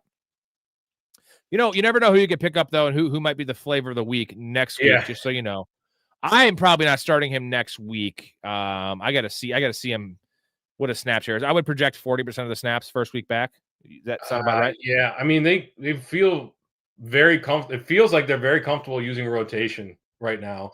I guess if Bam Knight is out, kind of like Benson's kind of forced into a bigger role. But again, I think Michael Carter is going to be the pass catching back there going forward. So not excited about Benson first week back. Not excited about Bucky first week back. Maureen Hampton might be back next week, so that might, I don't know where Vidal sits now, what that means for him. Although, yeah, I mean, sounds really promising for Maureen Hampton this coming week. GT says Cam Scatterbo is the what does he say? Is the hills have eyes kind of white? Thoughts on that movie? You like that movie? It's, the first one's okay. The original or the remake? The remake. It's fine. Yeah, I mean, yeah, just fine. Some of those, hillbilly movies, Wrong Turn, and all that kind of stuff. Have you seen the new Wrong Turn? Hey, no, the original Wrong Turn's good. Elijah Dushku, one of my fucking crushes, dude. I would do a lot of really bad things to that girl. She probably don't look great anymore because she probably has that whole surgery thing. I'd still do it. Bag her, bag on her head. Man, love her. Trone for 7-5 and most points in my league. Won my week and still have CMC left. Heyo, you're fine. I'm sure you have a lot of points. Yeah, most points in the league, dude. It looks like she had that Bukal fat surgery removal as well. Why? I don't know, dude. Why separate knob? Why? I think the Packers defense will be too much for the Lions to get JMO rolling, considering the Lions O-line looks like shit. I'm not worried because JMO has not been where he's been living and really cashing in as crossing routes against man. Packers play a decent amount of man, and they're not getting any go routes. Like Jared Goff's not throwing the ball down the field at all this year, bro. No, that's Cleve Raymond also got hurt in that game, so maybe is it Isaac Tesla season?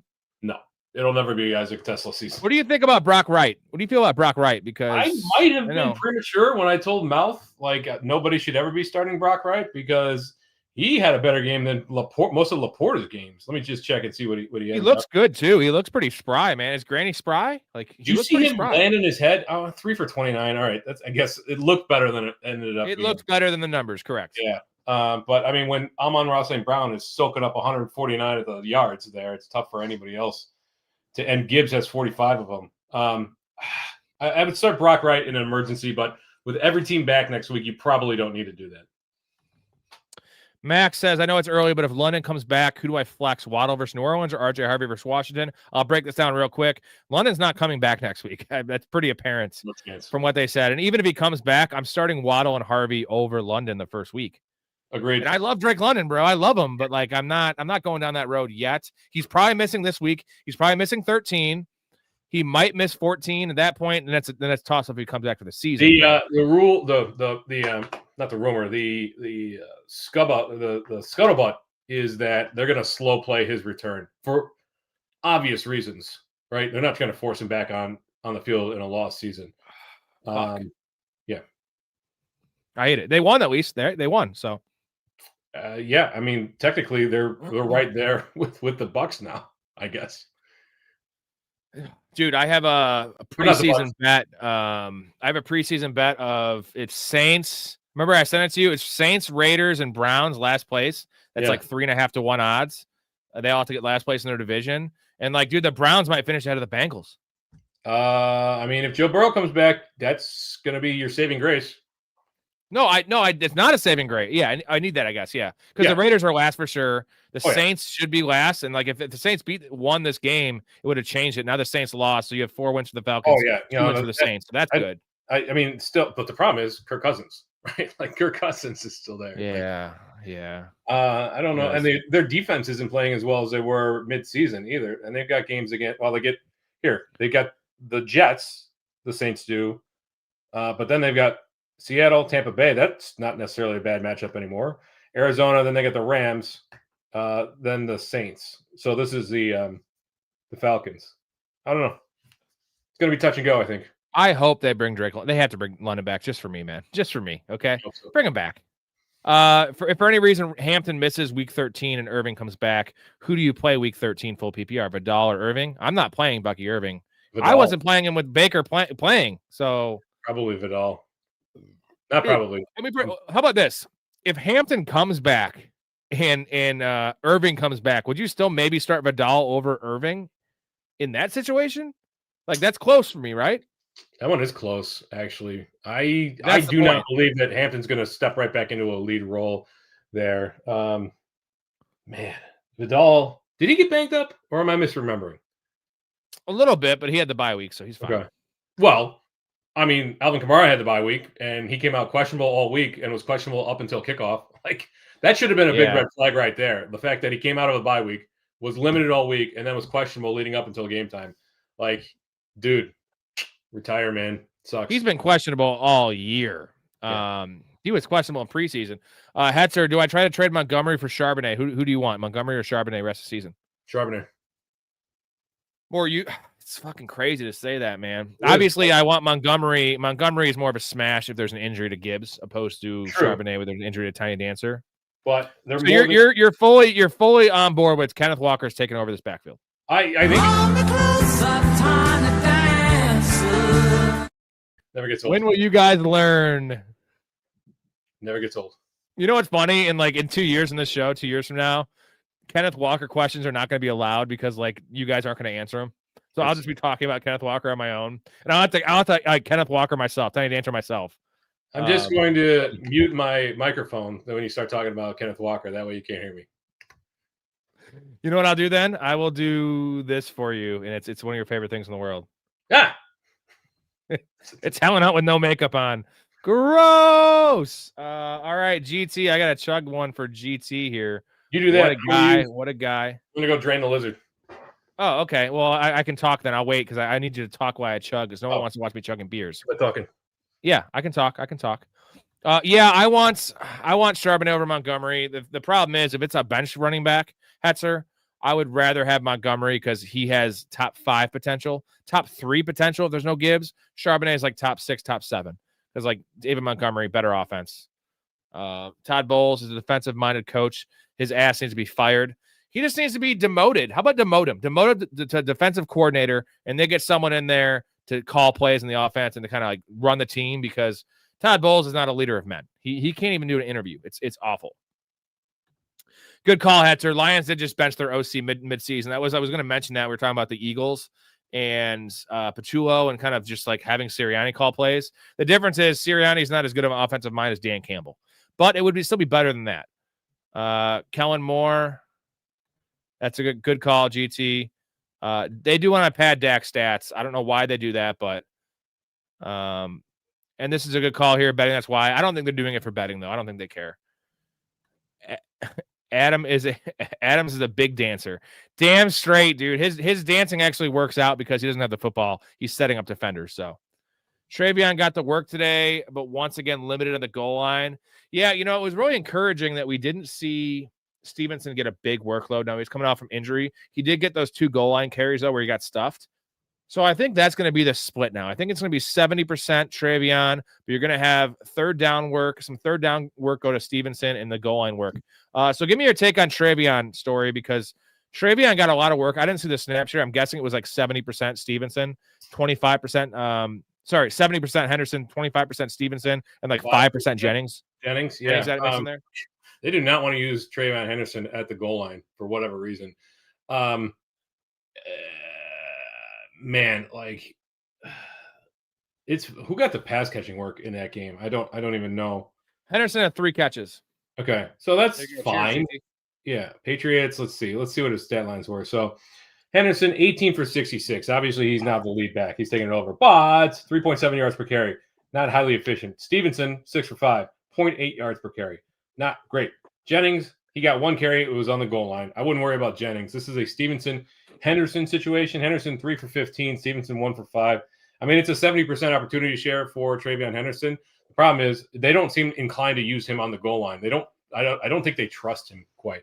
Dude, the fact that the Patriots could not punch the ball inside the 5 10 times today is a wild stat. Nobody's going to be talking about that, but they failed to convert 10 times inside the 5-yard line. That is bananas. Didn't you hear that Cam Newton called the Patriots frauds, and then Stephen A. Smith called Drake May a liar? Yes, I did. I forgot about that. Can we talk about how decent the Jags defense has been the last 3 weeks for fantasy? I'm starting them next week against the Titans. Yes, start your defenses against the Titans, gentlemen. I'll say this. Yeah.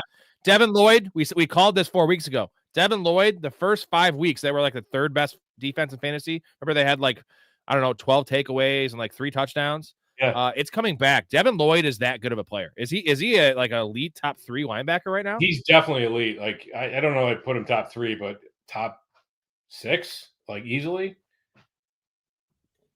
I just go off a guy. No, you don't get to see this often with everybody. When they go down and one player, now it's not always a 1-to-1 comparison. When they go down, then their defense goes to shit. He's calling the plays out there, and it could have been matchup based, but it was clear that this is a whole different defense without him. Stopping the run in coverage in third and 5s, things like that. Red zone, whole different ball game, man. Hey, can we talk about Trevor Lawrence throwing millions of picks? Do we have to? Why is he throwing so many picks? They have these games under control, and he's just throwing picks in the red zone again. He's just throwing. He just does not see linebackers. He's 6'5", 6'6". How? He's looking up here, and linebackers are all 6'2". And so you see, it's like the car periscope and fucking Curb Your Enthusiasm. Looking downfield, he's trying to throw a 9-yard slant. You know what's nice though? He's running for fantasy. He's relevant running. Yeah, I mean, I'm not sure that I would start him in a 1-quarterback league, but I am. Are you? My quarterback situations are bad, bro. I drafted Joe Burrow. I don't have good quarterbacks. Yeah. Baker Mayfield, gross, dude. That's a multi-week absence right there. Yeah, I have Rico Dowdle and I have Michael Wilson and players like that. So that helps. And our guy JSN, dude, man, I don't have enough. I think I have 6 or 7 JSN shares. Erica has 6 JSN shares in 11 leagues. What's a better pick this year? Gibbs, where he went in the late 1st round, or JSN, where he went in the late 2nd round?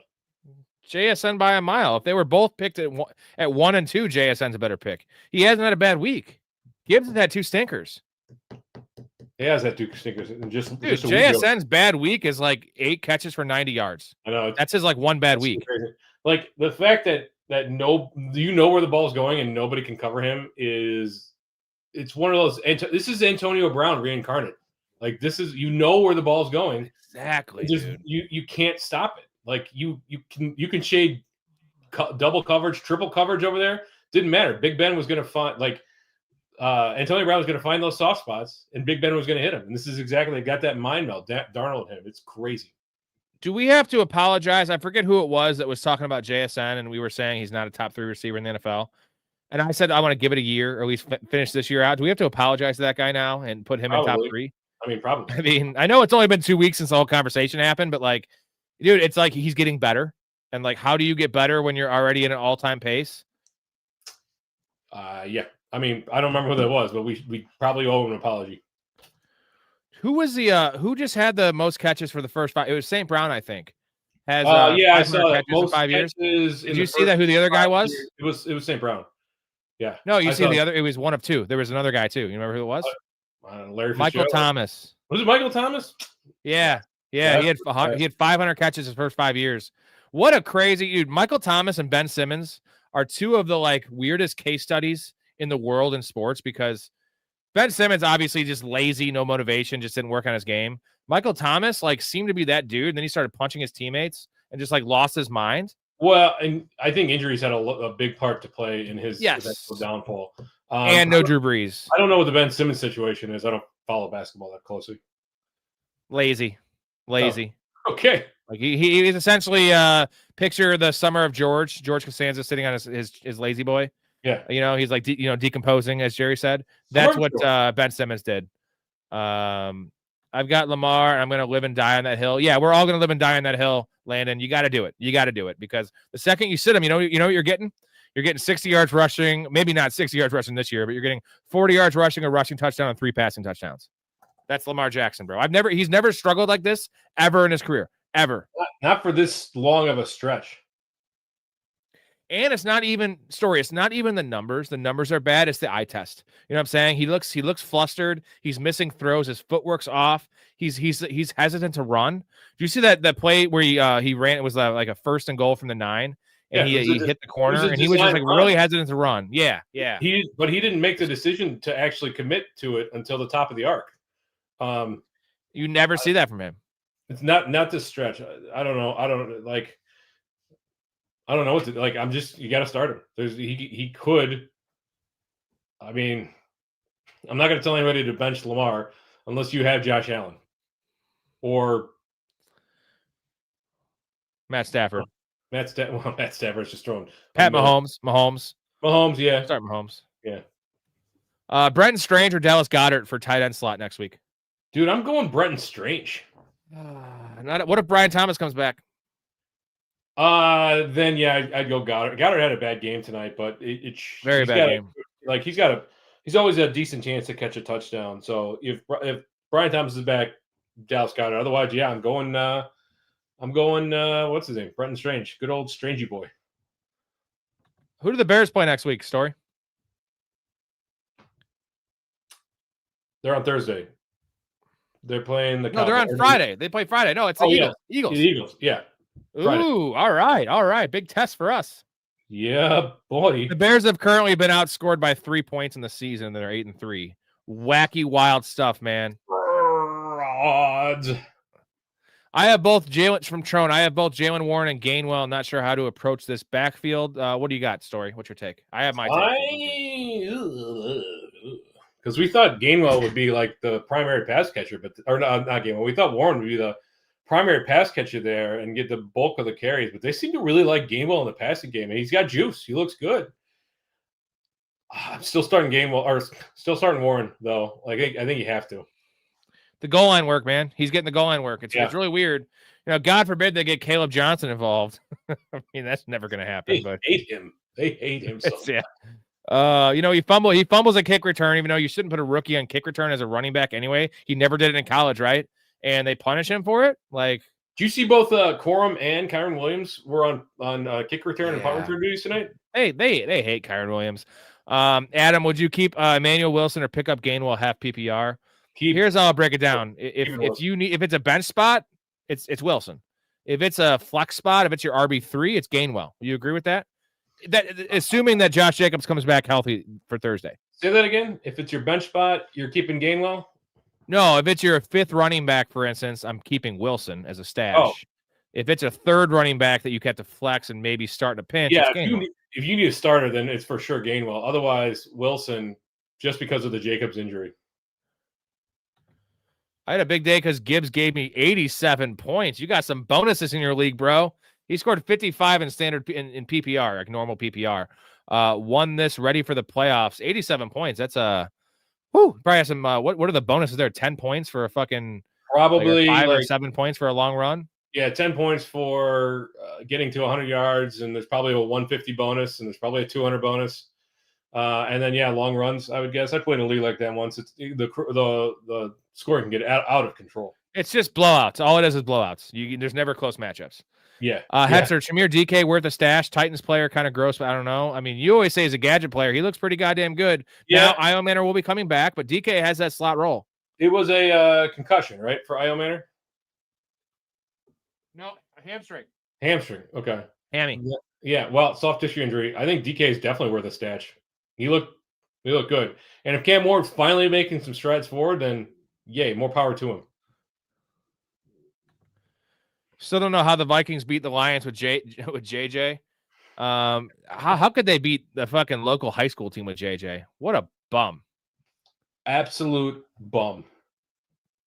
Daily Grind has a good one here. Lamar has cost me 2 weeks in a row. Went from 8-2 to 8-4. He is hurt. I might play Purdy until he proves he is healthy. Now, Purdy's a pretty nice option. Yeah. The problem is next week you have the Bengals. Lamar has the Bengals, which is a very good matchup. Let's take a gander on who the Niners have. The Niners have the Browns. I'm not playing a quarterback against the Browns. No, absolutely No not. fucking way. Yeah, I mean, you got to roll with Lamar there. Garrett's face was after the 50-yard bond catch from Sanders. Oh, on is the that what run, it was? talked about Okay. after the game. Yeah. He's Oh not yeah, used to that's what it was. He was surprised that a quarterback with his colored jersey was able to make that throw. You just got to roll with Lamar. I know it sucks, but like that's the problem with drafting early quarterback. You have so much invested in the guy. I know it's like it doesn't necessarily mean you have to start them, but Lamar Jackson has had like this is like as many in the last 2 games. He's had this many in his entire career games like this. Would you say that you can count them on one hand? Yeah, it's crazy. I've never seen him like this before. The Ravens, in and of themselves, they look disorganized. I think that falls on Harbaugh though, and I think it's time that organization moves on. We got Ricky Pearsall truther in here. Pearsall is the one. Easily, please watch the tape. He was doubled the entire game. Well, George Kittle is the one. Yeah, George Did you Kittle. say that? Like, and then I don't know, man. I feel like Brock Purdy loves Jennings. I don't know why. I don't think Jennings is very good. I think he's a big possession receiver with bad hands. Now he's a savvy player, good blocker, all those kind of things. I don't know. I think Pearsall's a better player. You know who gets doubled every game? Jackson Smith and Jigba. And what does he do? He goes for 150 yards. Like, don't give me the double coverage nonsense. Like, good wide receivers are going to make it happen regardless. Jamar Chase gets doubled every single game as well. MVP Wilson's going to carry me into the bye week. Getting the bye week. Michael Wilson, Emmanuel Wilson, both studs. My dude, Wilson brothers. Who's next to come up? Who's next to come in and blow up? Russell Wilson or maybe Garrett Wilson comes back and nukes out. Russell Wilson, absolutely not. And Garrett Wilson's not playing football this year. I'm pretty safe to say. What's your take on I know it's gross to talk about, but the Jets receiver room. We had one of them. I would almost go with John Mechie. Like, I know, but Adonai Mitchell looks good. And he's getting the targets. He's just a good player. No, he's a good athlete. He's a good athlete. Okay. Let me rephrase that. Right. And that amounts to getting open and dropping passes. 42. John Mechie, 6 for 65 on a touchdown.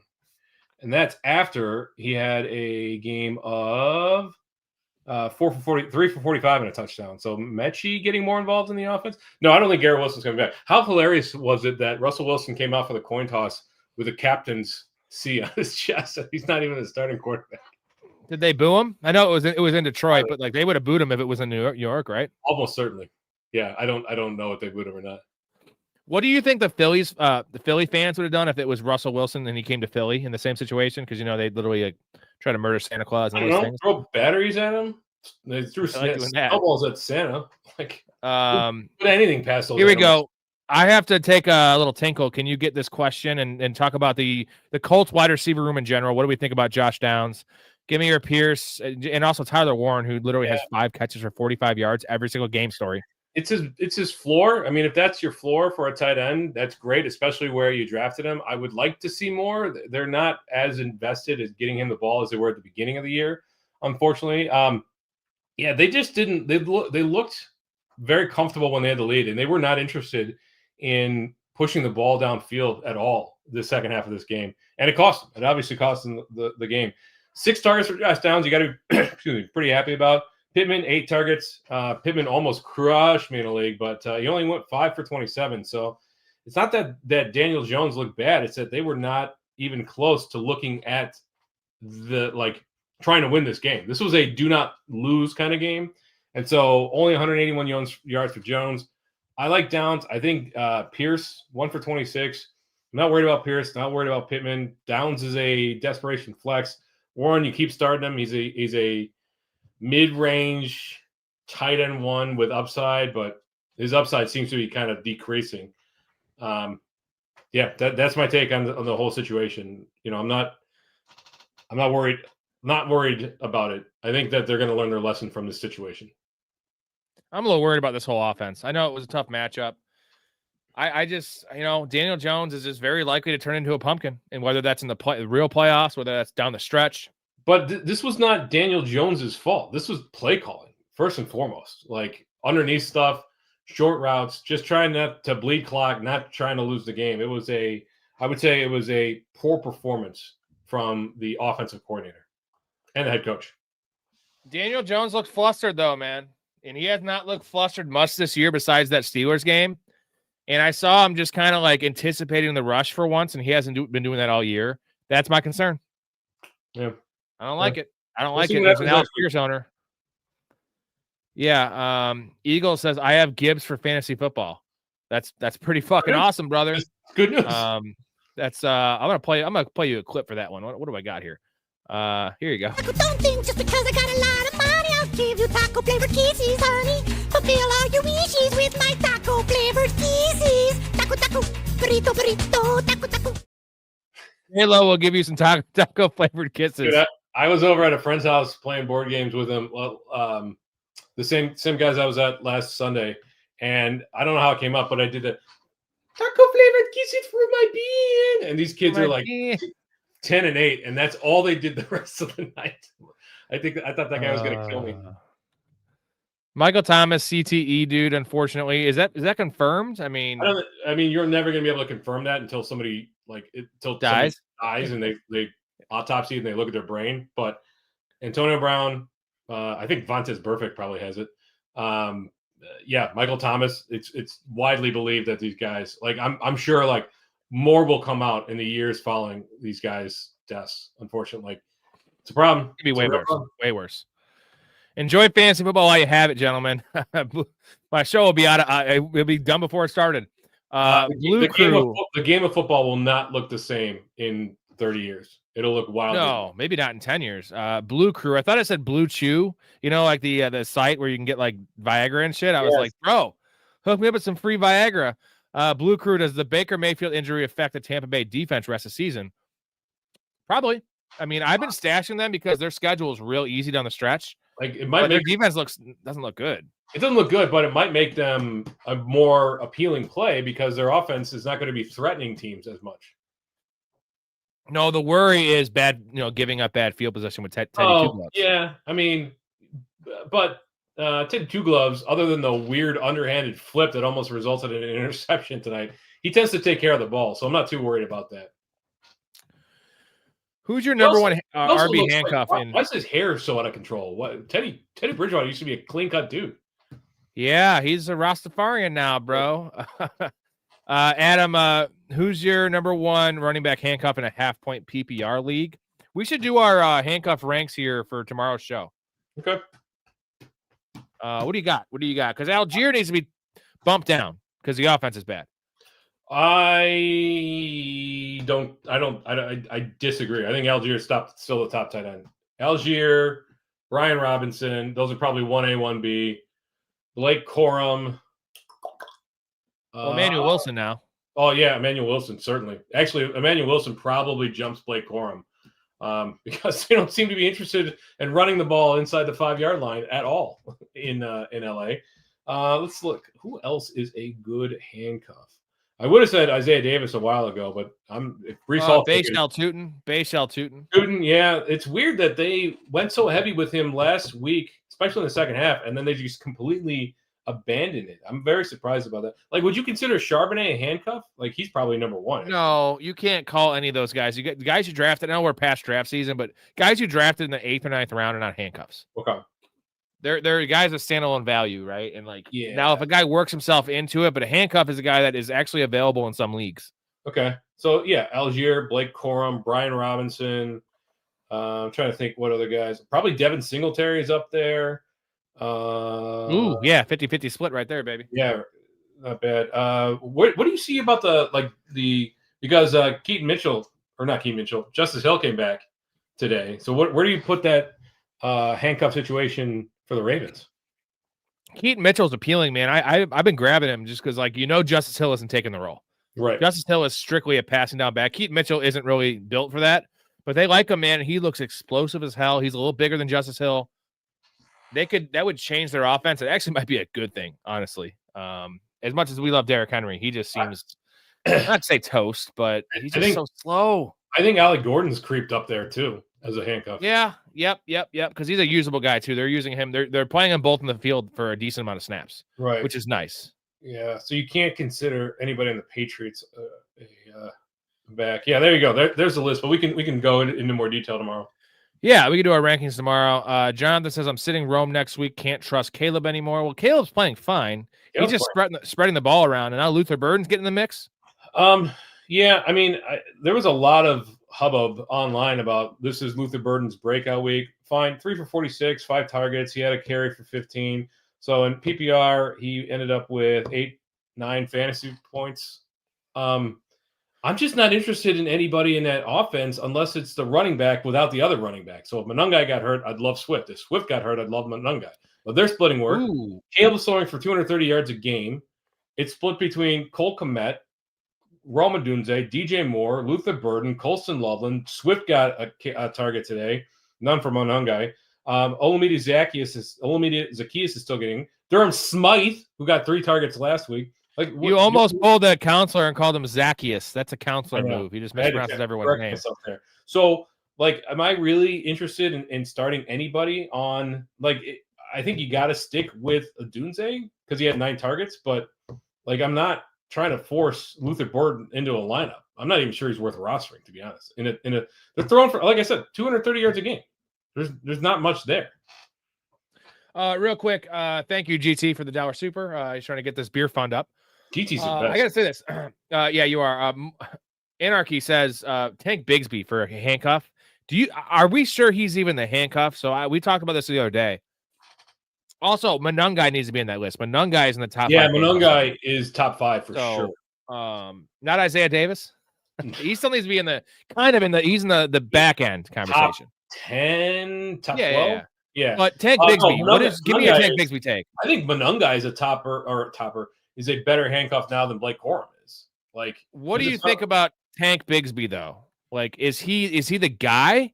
If now the problem is Saquon Barkley had 20 yards rushing today. Now he had 5 or 6 catches. That's pretty nice. Yeah. Tank Bigsby looks really good. They traded for him, but would it be a 50-50 split with him and Shipley? They do like Shipley.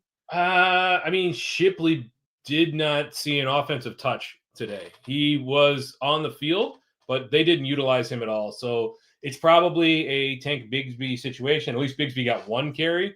But this isn't like when they played the Bears a couple weeks ago when they were splitting up everything between the 3 of them. I think you're just going to see them passing the ball an awful lot. But if you're the Barkley manager, I don't have any problem with you keeping Bigsby on your roster. Jason's in here. I got to pour one out for him and his Bucks. He said the Bucks are dead. I got to play this clip because this is exactly what has happened to your Bucks this year.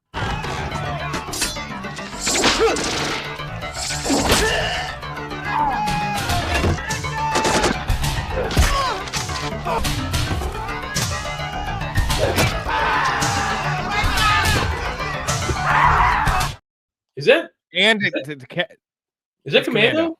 Oh, that's not a parody skit or something. No, that's an actual movie. It's an awesome movie. But at the end there, you see Arnold chopping that guy's arm off. Yeah, that is essentially what happened to Baker Mayfield today. So to cap off that whole clip, you had Bucky getting hurt. You had other guys, a lot of guys missing. Chris Godwin, Mike Evans. Yeah, offensive line issues. Who's next? Is Antoine Winfield next, dude? Oh man, they can't afford to lose. I love Winfield. Winfield. He's great. I mean, if it's a low grade sprain, which I don't think it is, if it's a low grade sprain, it's not a throwing shoulder, it might be 1 game miss. He's for sure missing a game. If it's a grade 2 or higher, they'll shut him down for 3 or 4 games. If it's a partially torn labrum, that's it for him for the season. The nice thing is they don't need their division or bust, right? They're the same situation as the Ravens. They're not making the wild card, and their division. As much as we kind of like the Panthers, they're a frisky team. They're still the Panthers with literally a jockey at quarterback and Bryce Young. So they can weather this storm, right, and win it. Yeah, they need to because I don't think Seattle, Green Bay, or San Fran are going to give up anything in the wild card race. Read this quote. Read this statement from GT. I'm not gonna read it aloud, but maybe they're cousins. Are they cousins? Drake May got 26 points in half PPR against the Browns. Are you going to have to start Purdy against the Browns or Daniel Jones against the Texans? Well, or So, Lamar. Real quick. How did he get 26 points? Like, they only had one offensive touchdown, as far as I know. He's talking about against the Browns earlier this year. Oh, okay. I wasn't paying. Yeah. I would rather start Purdy against the Browns than Daniel Jones against the Texans. Same. Yeah, I agree with that. You don't fuck with that, man. You don't want to fuck with that. You don't want Started JMO and Pierce. Lost bad in that league. Good call on the Trevor Lawrence start. Well, Trevor Lawrence is giving fantasy points because he had 3 touchdowns. That was a Jameis game, and he's rushing the ball. But like, it's bad. Trevor Lawrence is not getting any better. He is not like putting work in. I don't know what's going on. I know his weapons are a little depleted, but you see the interceptions he's throwing. Story. They're just god awful. Like it's rookie shit. He's having rookie interceptions, dude. Parker Washington, Jacoby Myers, and Travis Etienne were the 3 receiving touchdowns. I know what's going on. He sucks. 18 for 30, 3 interceptions. What? I'll be the first to admit, Liam Cohen, worthless, overrated. You can't fix Trevor Lawrence. You can't fix bad. You can't fix suck. Looking at you, JJ McCarthy. League where I lost bad, I had Josh Allen and Woody, so it was a bad start to begin with. Josh Allen, that was just... We haven't heard any news about Josh Allen's wrist, but is that good or bad that you haven't heard anything? He's not worried? Yeah, I'm not worried about it. Like, there would have been something on Friday, or at least Saturday, if there was anything. Yeah, but, Woody Marks, Josh Allen's going to have Josh Allen had a bad game. The Woody Marks thing is concerning because they're just not using him in the passing game. Like, he was a great pass catcher in college, and they're like, Woody Marks here, you get all the tough yards, and then Nick Chubb, who's our grinder, you come in and we're going to dial up some screen passes and not boss you. What are you doing, D'Amico Ryans? Well, you hate all coaches. Mean Muffin, Mark. Shout out, Mark, #1 super fan. What do you got, Story? Mark's great too. What's the question? Oh, he says Pickens can finish top 5. Can Pickens finish the season top 5? If he is top 5 right now. If he keeps his head on straight. Hey, man, he's playing for a contract, and I know you're one of those people that doesn't believe in that. I do more than most, just because, especially with a player like George Pickens, the biggest issue has been motivation. I think it comes into play when you're talking about a guy like George Pickens. I think a lot of the problems in Pittsburgh were because it was such a dysfunctional organization there at the time. I mean, say what you will about Tomlin, but like there was a lot of disgruntled players there 2 years ago, so it kind of makes sense. Pickens, though. The dude seems to be always getting open. I don't know if it's just a ton of coverage for CeeDee Lamb, but he's always open. He's making incredible catches. CeeDee Lamb has hands of stone right now, which means those passes, those yards that would normally be chunked off, like they wouldn't be available for Pickens because CeeDee Lamb is dropping so many passes. Now they need to make up those 25 yards or whatever it is. So, yeah, assuming the trajectory stays like this, he can finish top 5. Yeah, and then Sven has another follow-up here. Going forward, is Pickens a start over CD?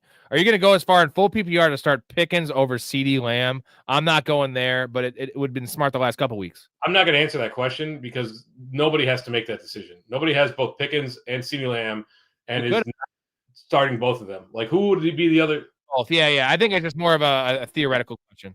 Yeah, from a hypothetical standpoint, no, I'm not going that far either. CD Lamb, I think, is still the alpha there.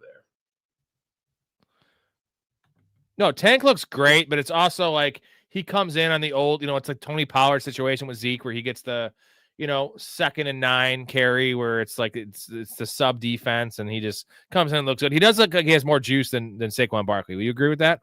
In spurts. I mean, Saquon looks bad between the tackles, but he looks great in the passing game when he's not fumbling. So who knows?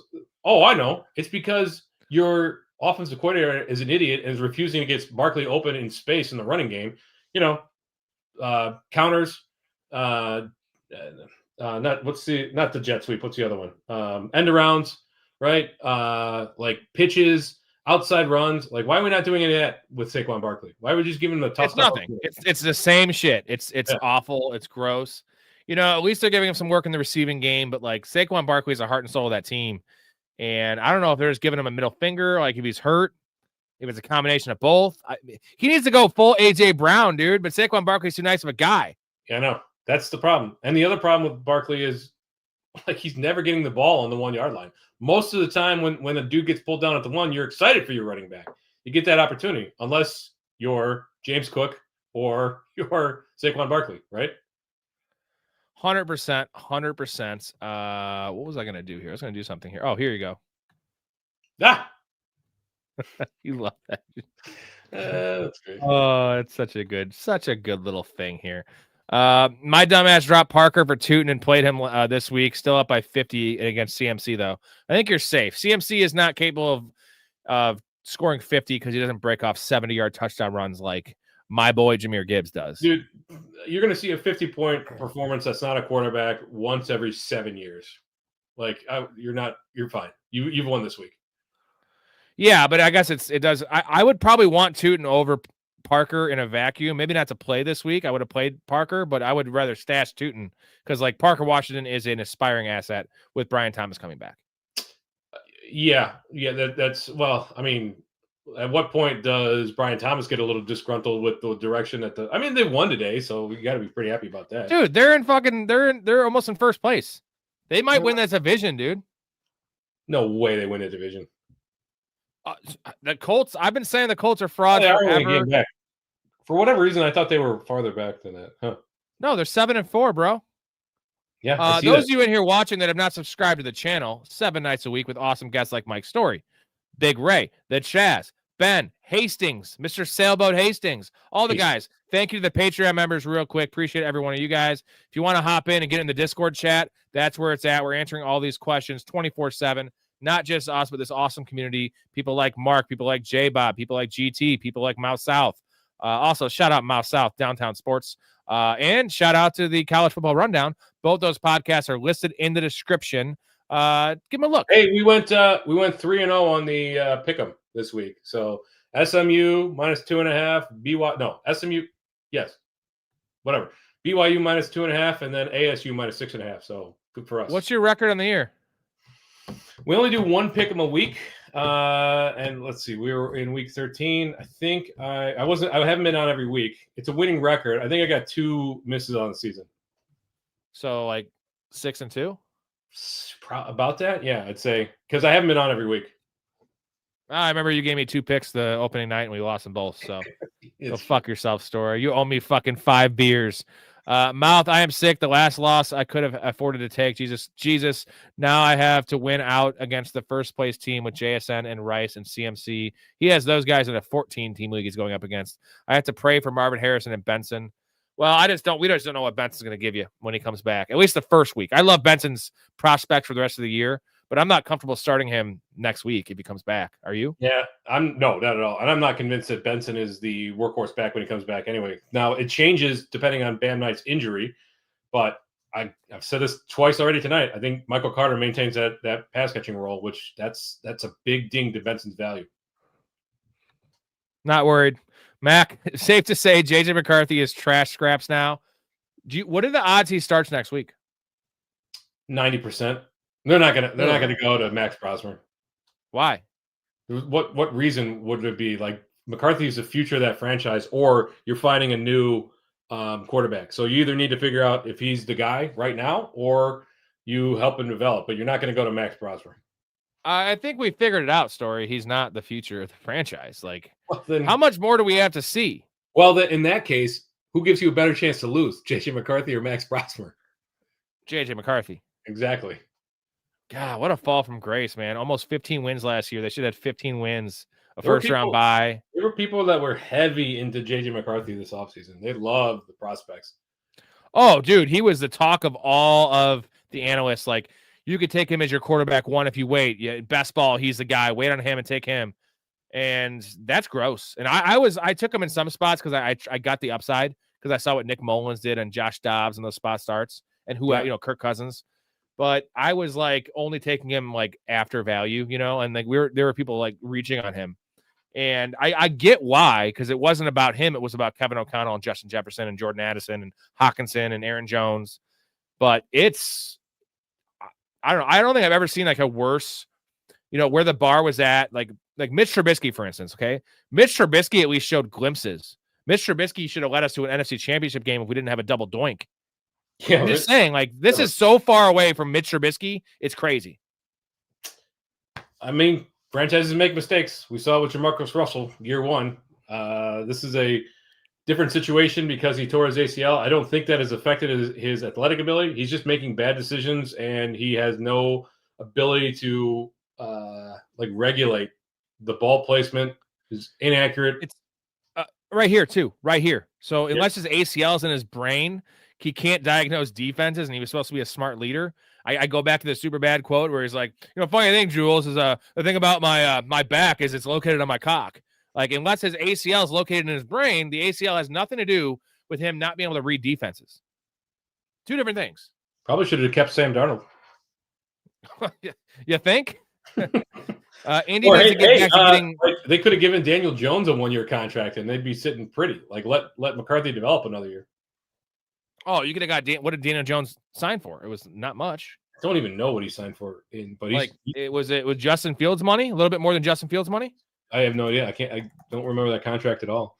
Let's see here. 1 year, $13 million deal. Oh, that's cheaper. Yeah, 13. That's cheaper than Justin Fields. Holy shit! I got one for you, Storey. Fully guaranteed though. Yeah, well, Justin Fields got 20 years or $20 million this year guaranteed. Also, if he gets a playoff win, $250,000. That's huge. That's he gets $100,000 per regular season win. Wow. Let me ask you this, Storey. Yeah. Who do you have more hope for, JJ McCarthy or Anthony Richardson? Oh, that's a roughie. JJ McCarthy, I think. What? No way, dude. Anthony Richardson has elite tools. It's also up here. Like, JJ McCarthy's up here too, brother. That's what I'm saying. It's also up here for. I've never seen a quarterback take himself out of a game before, ever. All right, talking about Richardson.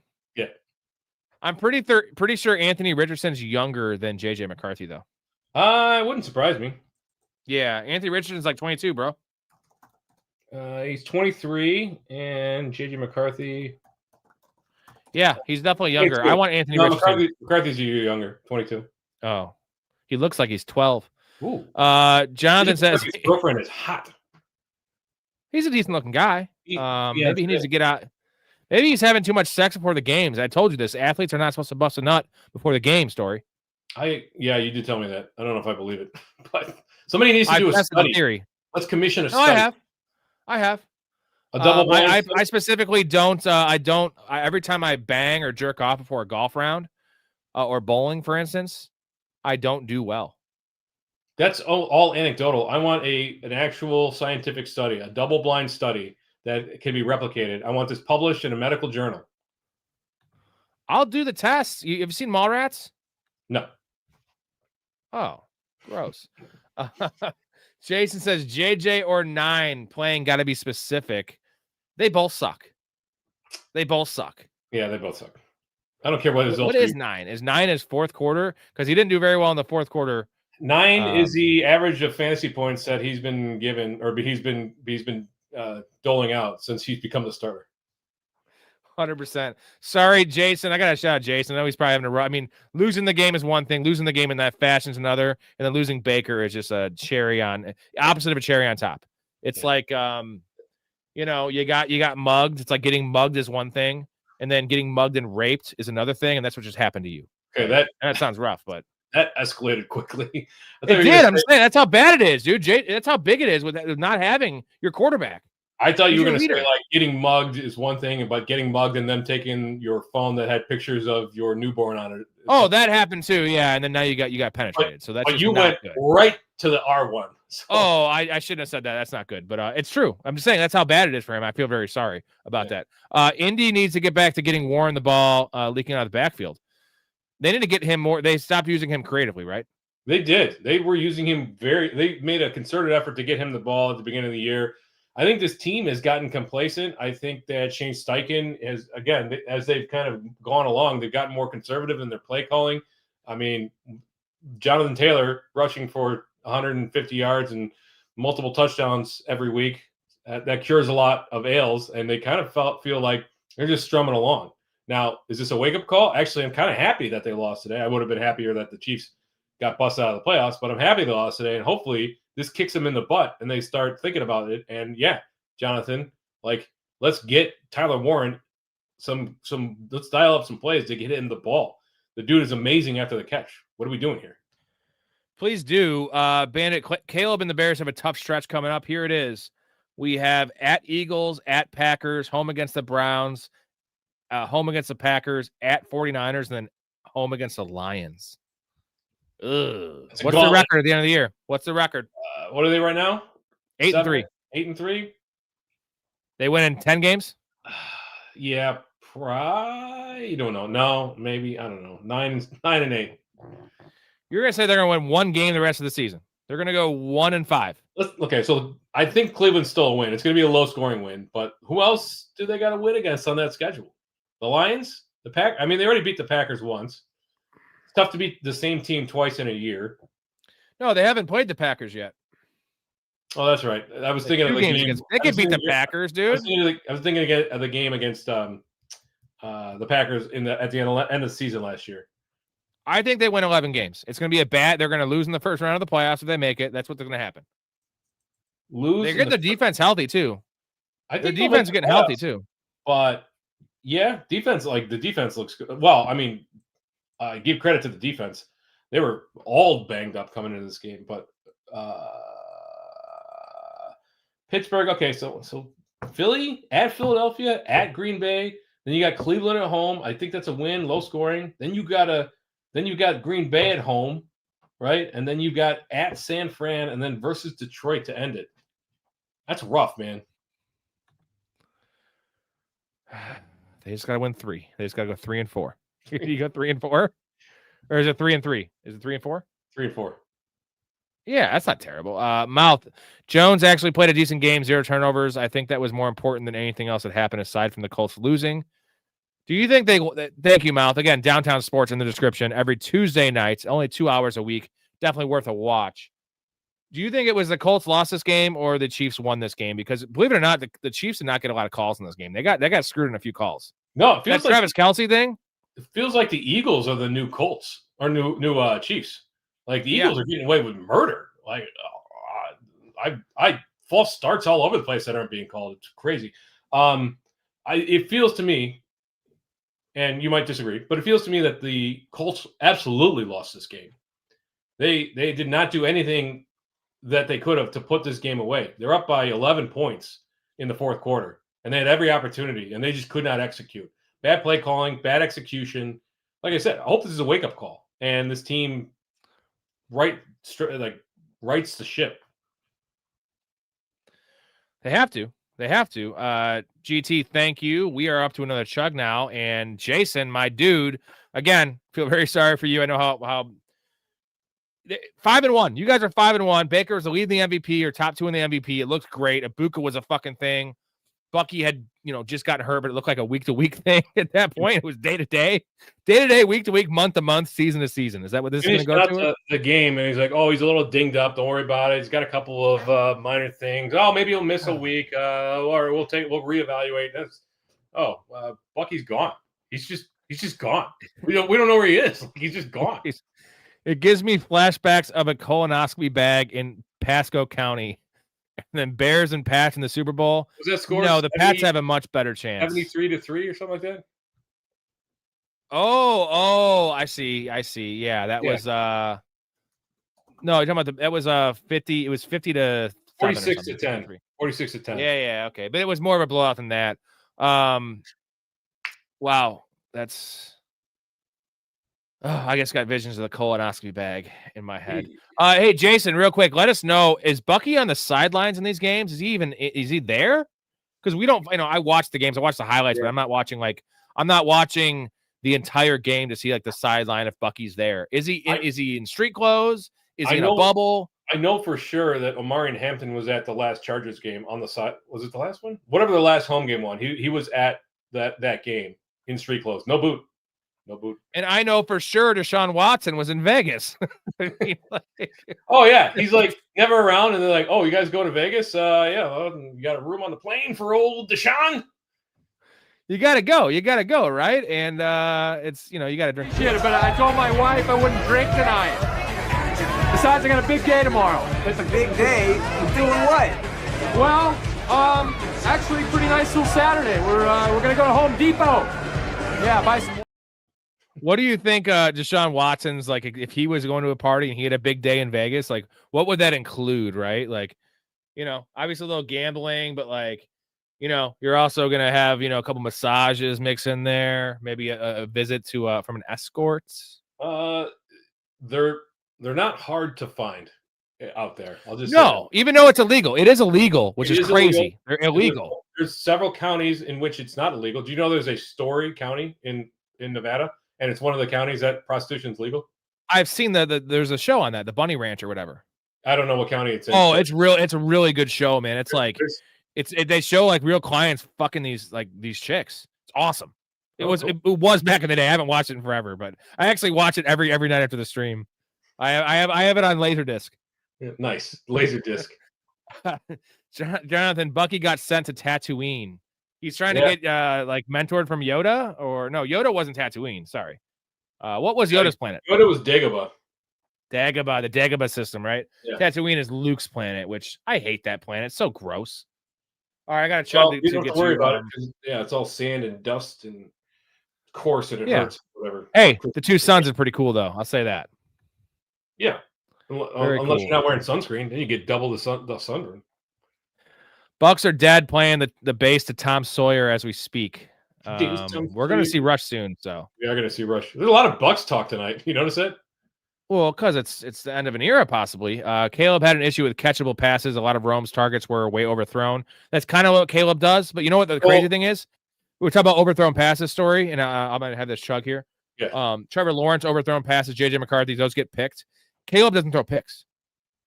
Yeah, it's quite a reversal from last year. I watched all the Bears game. Go back and watch it because I want to see how this team is doing. The good news is Caleb Williams is making smarter decisions about when to get out of the pocket, except for that safety or that touchdown. My God, that's the dumbest decision a quarterback has made since Josh Allen threw the ball backwards in that playoff game.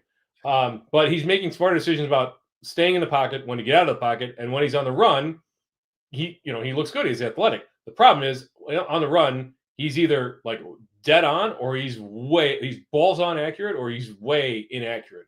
And there's no in between. Like there's just no, like, it's so weird. The other problem is like he's having to get out of the pocket way too quickly on a lot of plays, which is leading to inaccurate passes. So yeah, there's a reason that they're throwing for under 250 yards a game. It's because it's extraordinarily difficult for Caleb to hit those spots every single time. Jeremy, Panthers, I hope win tomorrow with Rico Dowdle and Super Hubbard. 41-28. What is your prediction, winner and score on this one? Because I actually picked the Panthers. Now I also picked the Bucks. I picked the Bucks. I'll say that. Yeah, I think it's going to be a low-scoring game. I think you're looking at a 24-17 game. Really? Yeah. With the Niners defense, low-scoring game. I mean, yeah. What'd you say? You still got a what'd you call Bryce Young? A Muppet? I don't remember what you called him. He is a jockey. A jockey. That's right. Yeah, Muppet. Muppet's good too, bro. I don't remember what you call. I couldn't remember what you call him. Yeah. Is Devin Neal a league winner? No. I mean, what do you think? It's the Saints. No, it's not even just that. If there was no Taysom Hill there, I'm telling you, dude, Taysom Hill is taking carries, taking the goal line work. 10 carries today. Like, that's a problem. Like, how many times are they going to give Devin Neal? How many times are they going to be inside the 5 to give Devin Neal the ball? And then how many times are you going to see Devin Neal come off and they're going to do Wildcat to Taysom Hill, and he's just going to run that stupid outside draw that they do? It's so predictable what he's doing. It's like Devin Neal is much more valuable in PPR because he has 4 or 5 catches. Again, but in like half PPR, what are you getting? You're not getting any tutties. No, I mean there was a game that Alvin Kamara had 0.2 points that he played the whole game. So he ain't better than him. Josh Allen was at Wyoming this weekend for a jersey retirement. Wrist looked healthy. That's some insider information. Appreciate that. Also, Omarion Hampton was at a charity event this past weekend, and he said that he's playing this coming week. Take that for what it's worth. He'll play. It's Josh Allen. He'll always play. Jason says, and he was in the Discord really, really celebrating that Eagles loss. He said, got too high on the high horse after Birds losing and Teddy Bridgewater playing for the Bucks. You know what? This is much worse than the Eagles loss because the Eagles didn't need to win this game, and you guys kind of did. Yeah. No notes. That's exactly right. I was hoping, not gonna lie, I was hoping the Steelers picked Ibuka if he fell to us, and they kept Pickens. Well, even just Ibuka. What do you think? Do you think Pickens and DK could have coexisted there? Couple clash of egos there. The man, like, no, like they would cannibalize these other too much because Aaron Rodgers won't go downfield. Like the dude just doesn't throw downfield. No. Mason Rudolph looked fine. Jason, clean sphincter brother got Ted starting. Ted, why does he wear the 2 gloves? And then also 50 and 50 real quick. He says it's Bunny Ranch. It shows Bunny Ranch. What did I call it? I don't. I didn't call it Bunny Ranch, but I called it something. I don't remember. Check that show out, Story. You'll really like it. Can he give one of those gloves to Kate Otten? Because he doesn't wear gloves, and I'm going to use them tonight. You give your the right hand, or you got to give the left one because he likes to throw with it. Yeah. And then Kate Otten's only allowed to have one-handed, left-handed catches. So you just have him throwing to Kate Otten, and he just like has these sticky gloves. I don't get it. Erica, I told Erica, she's like, "Who's Teddy Bridgewater?" Because she's only been, watching football for like 2 or 3 years with me, and then like this last 2 years, like really watching it. So Teddy Bridgewater was, obviously was the future of the Vikings franchise. Just dump a bunch of cooked spaghetti on the counter and be like, "This was Teddy Bridgewater's knee 6 years ago." And I'm just like trying to explain who, and I'm like, "Yeah, we call him Teddy Two Gloves," and she's like, "Why?" I'm like, "He wears 2 gloves." She's like, "Why?" And I'm trying to think who else has done that. Now, some quarterbacks have done it Kenny Pickett. Didn't Kenny Pickett do it? I don't know. Small hands, Kenny Pickett? I don't remember. Yeah. He had to, though, because his hands are so small. But I was trying to think of like other quarterbacks. Now, I think other quarterbacks had done it in really, really bad conditions, right? But like he does it in a dome. He doesn't care. Pickett, yeah. Teddy Two Gloves. Pickett. According to Google AI, Peyton Manning wore 2 gloves. I don't remember that though. Sometimes he did, yeah, but it wasn't every game. So because that neck surgery resulted in numbness in his fingertips. And then Kurt Warner. Yeah, so there's been some guys. Yeah. But like Teddy Two Gloves is his name. Teddy Two Gloves. I'm gonna have to chug another fucking beer. Holy fuck. He was throwing balls there. Love the sarcasm. Jonathan's the man. Shout out to Jonathan, who's a Patreon member. And everyone, just so you know who's in here, we're gonna start the NFL Fantasy Playoff League here soon. At least I want to get it organized. So I'd like to get at least 1 league. I think 2. It's 8-man leagues though, because you can't do more because there's only 14 teams. And quarterbacks and kickers and all that kind of shit. The onesie positions are tough. Yeah. So probably doing $200 leagues. Me and Story will co-manage a team. If we get 2 leagues, me and Ray will do another one. We'll have Ray in the league. Whatever. Ray is a pretty formidable opponent, though. Yeah, Ray knows. Jason says he does. He's not quite as eloquent as you, Story, but not many are. I can't talk as good as you. Yeah, but nobody can house a meatball sub like that guy. Oh, Jesus. Meat sweats, baby. Super chatting and trying to play bass. Jason, you play bass, bro? I play drums. We got to jam sometime. Yeah. I didn't know. You play bass? I'll send you some of my shit, man. You play the tambourine while you guys jam. You're one of those guys? Why don't you sing, Story? Do you have a good voice? No. You don't want me singing. I played the violin from 4th grade through 7th grade, and I was terrible at it. So music is not my thing. I'll get you a recorder. You can play the recorder. That terrible ass instrument. Mouth did call Dallas over Philly.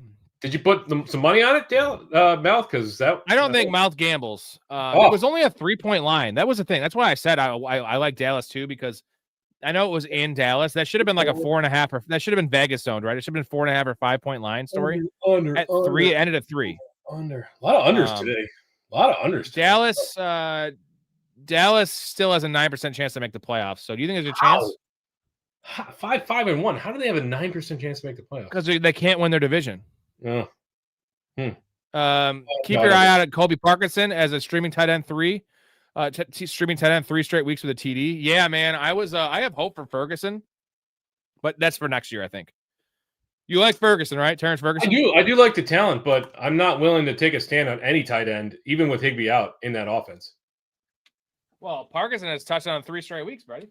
Yeah, I guess that's trending, but I think that he would much rather like it. He's not going to be throwing 3 touchdowns. Like I know that I keep saying that, but I don't think Matthew Stafford's throwing for 3 touchdowns every game. And yeah, I don't know. I can't bring myself to start a tight end there. Storey, you look like Peter Griffin going all in on poker with the reflective lenses. Yeah, I didn't today. I didn't shower. I didn't put my contacts in. I've been you look handsome. Wally would still fuck the shit out of you. Pig penning it up. Wally would still fuck the shit. I shower every day. I have to. Vikings fan watching Daniel Jones right now going, this could be us. And then Wally is also a Vikings fan, so he feels sorry. Yeah. You know, he could have seen unshowered Story. He's not been in here. He could see unshowered Story, and yeah. Here we go. Mouse South Richardson developing behind a guy behind Jones, a guy who has been beat down by life. Richardson is getting expert mentoring now. I hope so. I still like Richardson's prospects, man. I hope so. I was never on him as the fantasy QB5 that people were taking him in 2 years ago. That was total wish casting, saying this guy who's got amazing talents but never showed it other than 1 year at Florida is somehow going to be the fantasy quarterback 5 based on 4 games the previous year. Ridiculous. Absolutely ridiculous. You did have him in your hot take segment as such, but that was a hot take. So what did I say? Oh yeah. You said that you want him over Mahomes. Oh, what? Yeah, I could pull up the tape. Yeah, I'm going to need the receipts on that one. I will, and then I will. What do you think about Richardson going to the Vikings though for a reclamation project next year? Maybe, I don't know. Doesn't he have another year on his rookie contract? Yeah, they could trade him. GT says JJ McCarthy looks like he's 12 on the opposing team of the bad news Bears. That's pretty accurate. Hetzer, Mike Evans is not coming back. He's not coming back this season, right? I mean, it seems less likely now, but I think the plan was always if they made it to the playoffs, that collarbone should be healed. Oh, here we go. Hot takes. Here we go.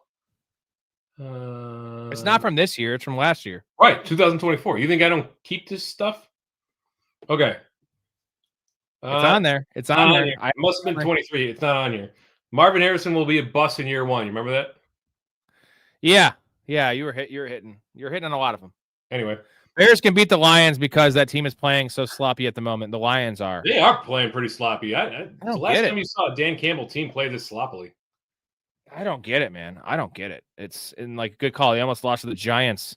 The Giants.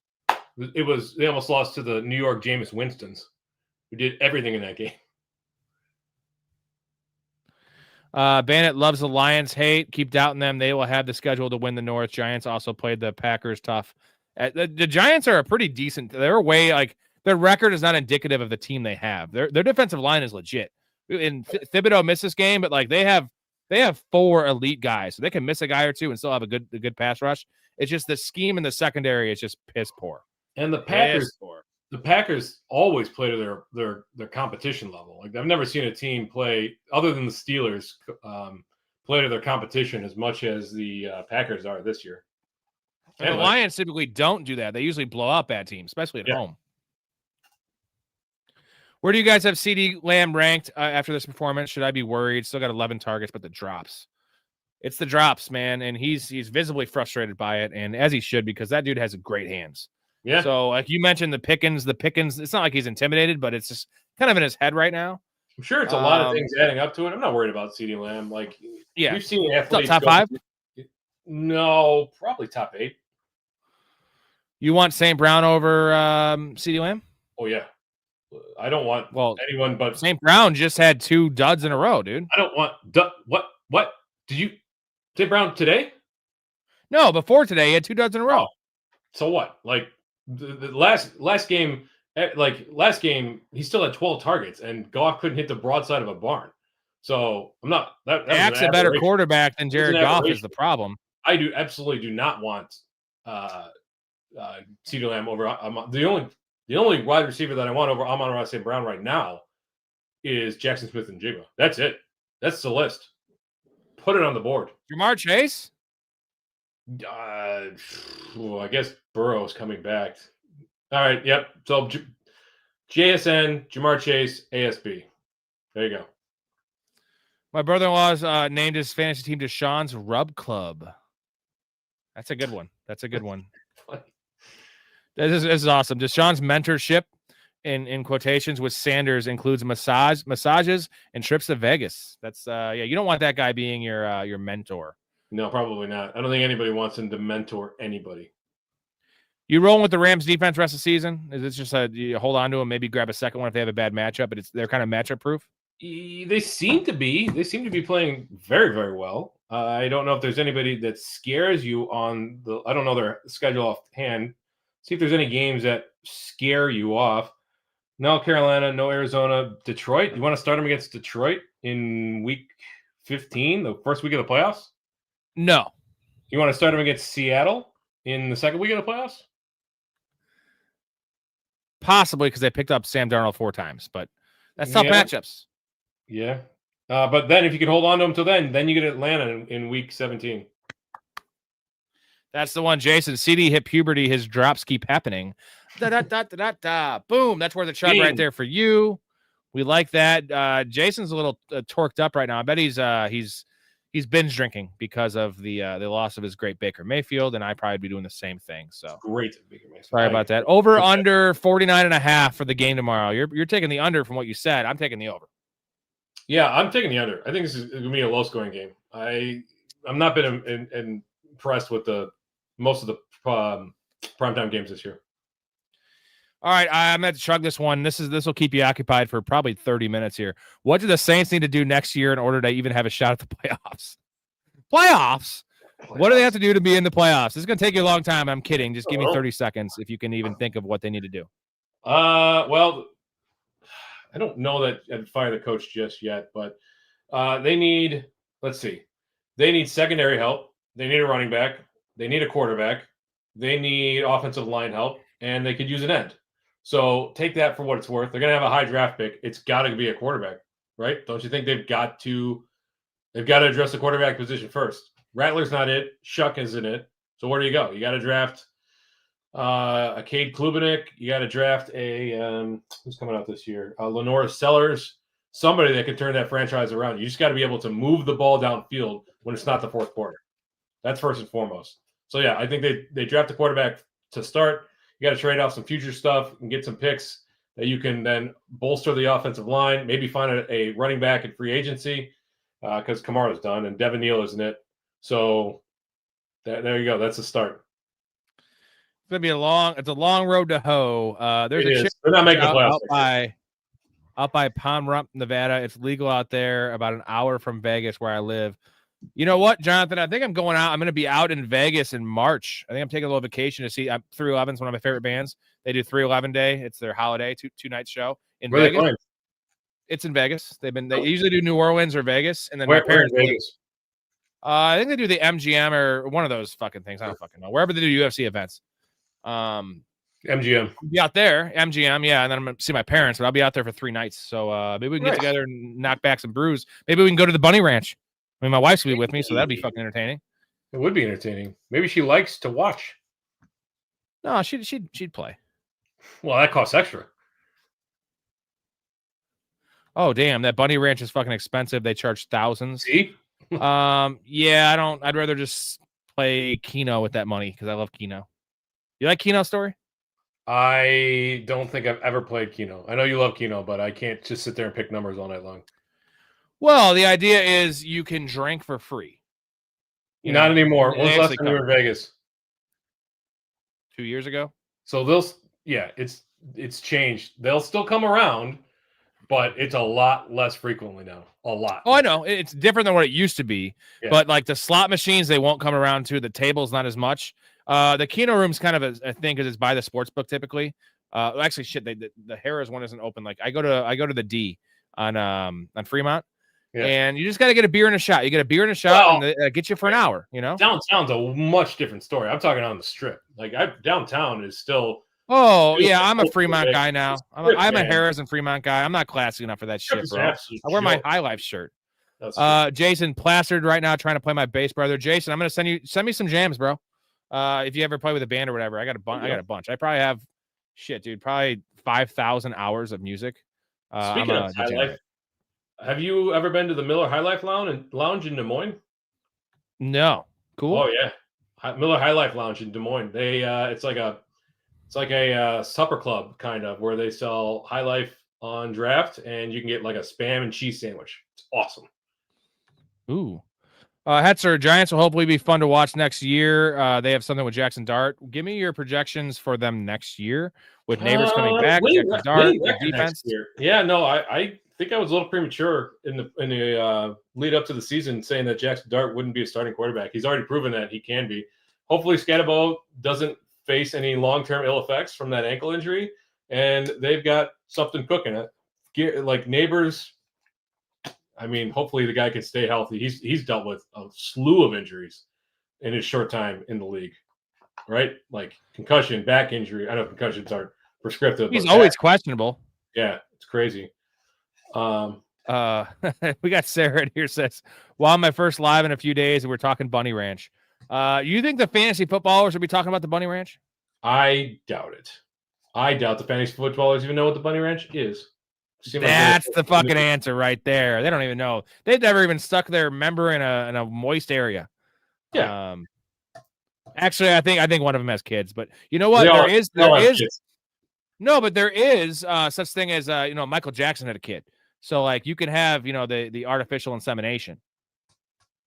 Michael Jackson did not have that kid naturally. I mean, we know that.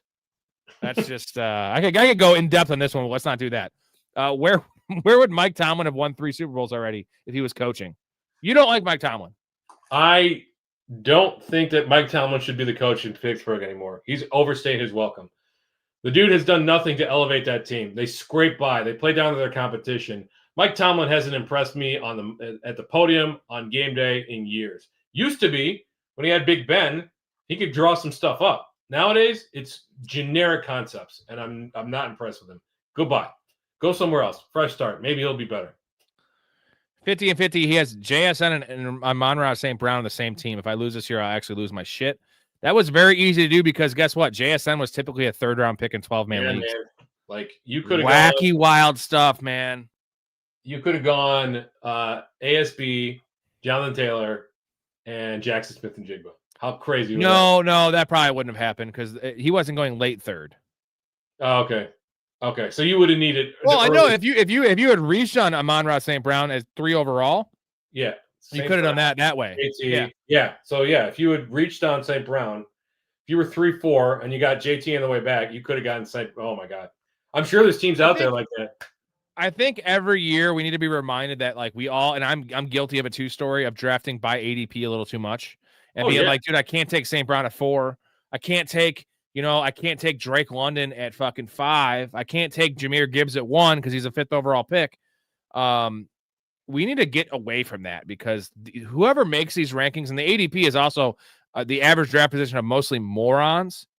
And I just like to take value because I play enough leagues. But if I didn't play a lot of leagues, I probably would do that. You know what I'm saying? Like, because I'll get my shares of players. The problem with that average draft position is it's mostly driven by experts leading up to the season. And so it's a self-fulfilling prophecy because, give me who was going 3 overall generally, like in that range. 3 overall was Barkley. Yeah, so Barkley's going 3 overall. Right? So you've got experts and they're afraid to go out on a limb. So they're not going to reach for Drake London at 3 because if they do that and they're wrong, then they look like fools, right? So you're going to go with the safe route. And then it's a self-fulfilling prophecy because average draft position continues to evolve, but it's evolving based on the stuff that came before it. So Barkley at 3, it's going to remain at 3. It's not like he's going to change from 3 to 6 as people are like, well, Barkley had an amazing season last year. Trends indicate that he'll probably fall off this year. So that doesn't happen. So we need to be more proactive in saying, listen, I'm guilty of this myself. I love JT, loved him, but I was always having I almost got all mid to late 1st round picks and JT was going late 2nd. So I didn't reach on JT as much as I should have because I'm like, well, if I reach on him, I'm giving up a certain amount of value.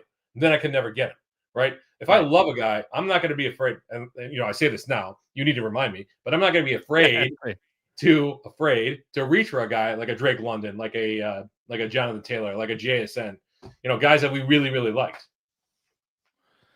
Jason doesn't like your glasses. Yeah, you'll get them once a month. It's just like I said, I was super lazy today, so I didn't feel like putting my contacts in. But Here's the thing, Story, is glasses make people look smarter. You're already so smart and you come off as smart. You don't need to act smarter. You know what I mean? You need to be dressed in like hippie attire. You know what I mean? Like with or your shirt off, like smoking a cigarette, like Dude, something like that.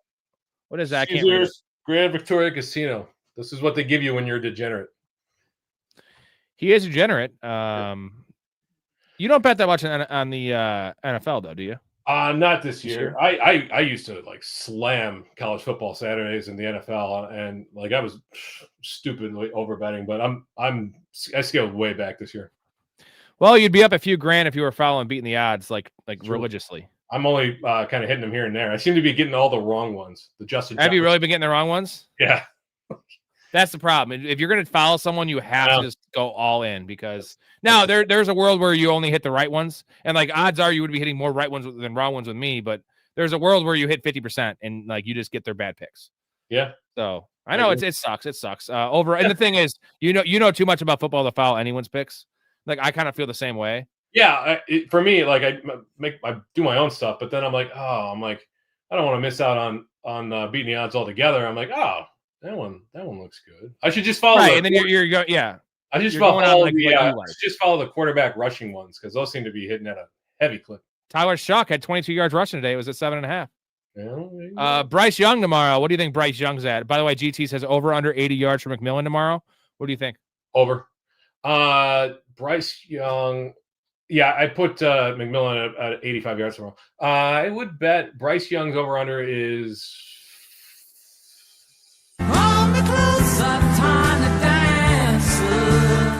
How did that come up? Because you missed the super chat there. Got it. That's on kind of Walker. What are you guessing for Bryce Young's over under tomorrow? 11.5. 6.5. Ooh, goodness. I'm guessing you're going over. That's a ladder, baby. Yeah. Oh, I never bet unders, baby. Yeah. I learned my lesson when I bet the under on Jackson Dart's first start. It was 25.5 yards. 25.5, yeah, we were like, that's when he had the first quarter. First quarter. So I learned my lesson. Yeah. 6.5 is really low. That's now he's got the ankle injury and he hasn't been running much. He had first game of the year Story. He had 40 yards rushing. And then last year, remember when he was top 5 quarterback the last 5 games, he was averaging like 32 yards rushing a game. Yeah. So, yeah. Let me see what Brycey boy has been doing. Real quick, do you like the over under for McMillan? What do you're not touching that number at 80? That's really high. I don't think that's actually his number. No, it's probably just an alt line. It's probably like 64. Yeah, I mean 80 is like peak Justin Jefferson yardage. Like that's what St. Brown was at today. It's 80. Okay, yeah. So if there's no way it's 80. I would take his over if it's like in the mid 60s. What am I looking for? I'm looking for Bryce Young. Stats. Bryce Young game log rushing. Okay. 40 yards. Man, I don't know. -1 last week. 6, 9, 10, 5, 1, 3, 8, 240. So, yeah. It's a toss up, you know. Yeah. I like that. I didn't like any other bet. I didn't want to fuck with any of the Niners receivers. Tat McMillan's line's too high. I don't even know what it is. It's just coming off that giant game. I'm not hitting that. And then Rico Dowdle has like a 75-yard rushing prop. Like that's just too high for me. Oh my God. Is it rushing or is it rushing and receiving? Oh, it's rushing and receiving line's probably at like 95. Oh my God. Okay. No, it's the Niners defense, brother. Sven benched Atlanta to start the Lions with Winston. Bad move. Is Miami a good start next week over Lions, Atlanta, or Philly? Who the hell did Miami have? I would just tell you no, just on first instinct there. They're at home against the Saints. Story. I'm sorry, what was the question? He benched Atlanta this week. So next week for defense, is Miami a good start at home against the Saints over the Lions? Now the Lions have the Packers, Atlanta, or Philly. I think Philly has the Bears, and Atlanta has the Jets. They're at the Jets. I think Atlanta's the play. Atlanta's the play. Yeah, I think we learned our lesson today with Vegas.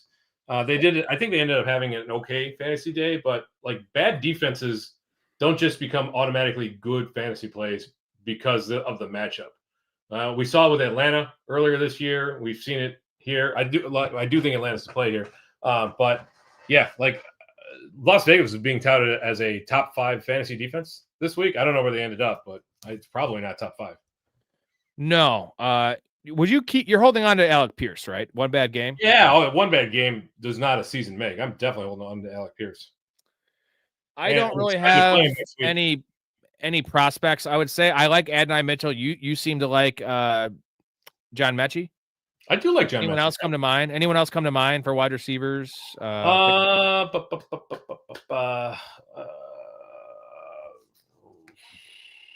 John. So you said Adonai Mitchell, right? For the. Yeah, I like the talent.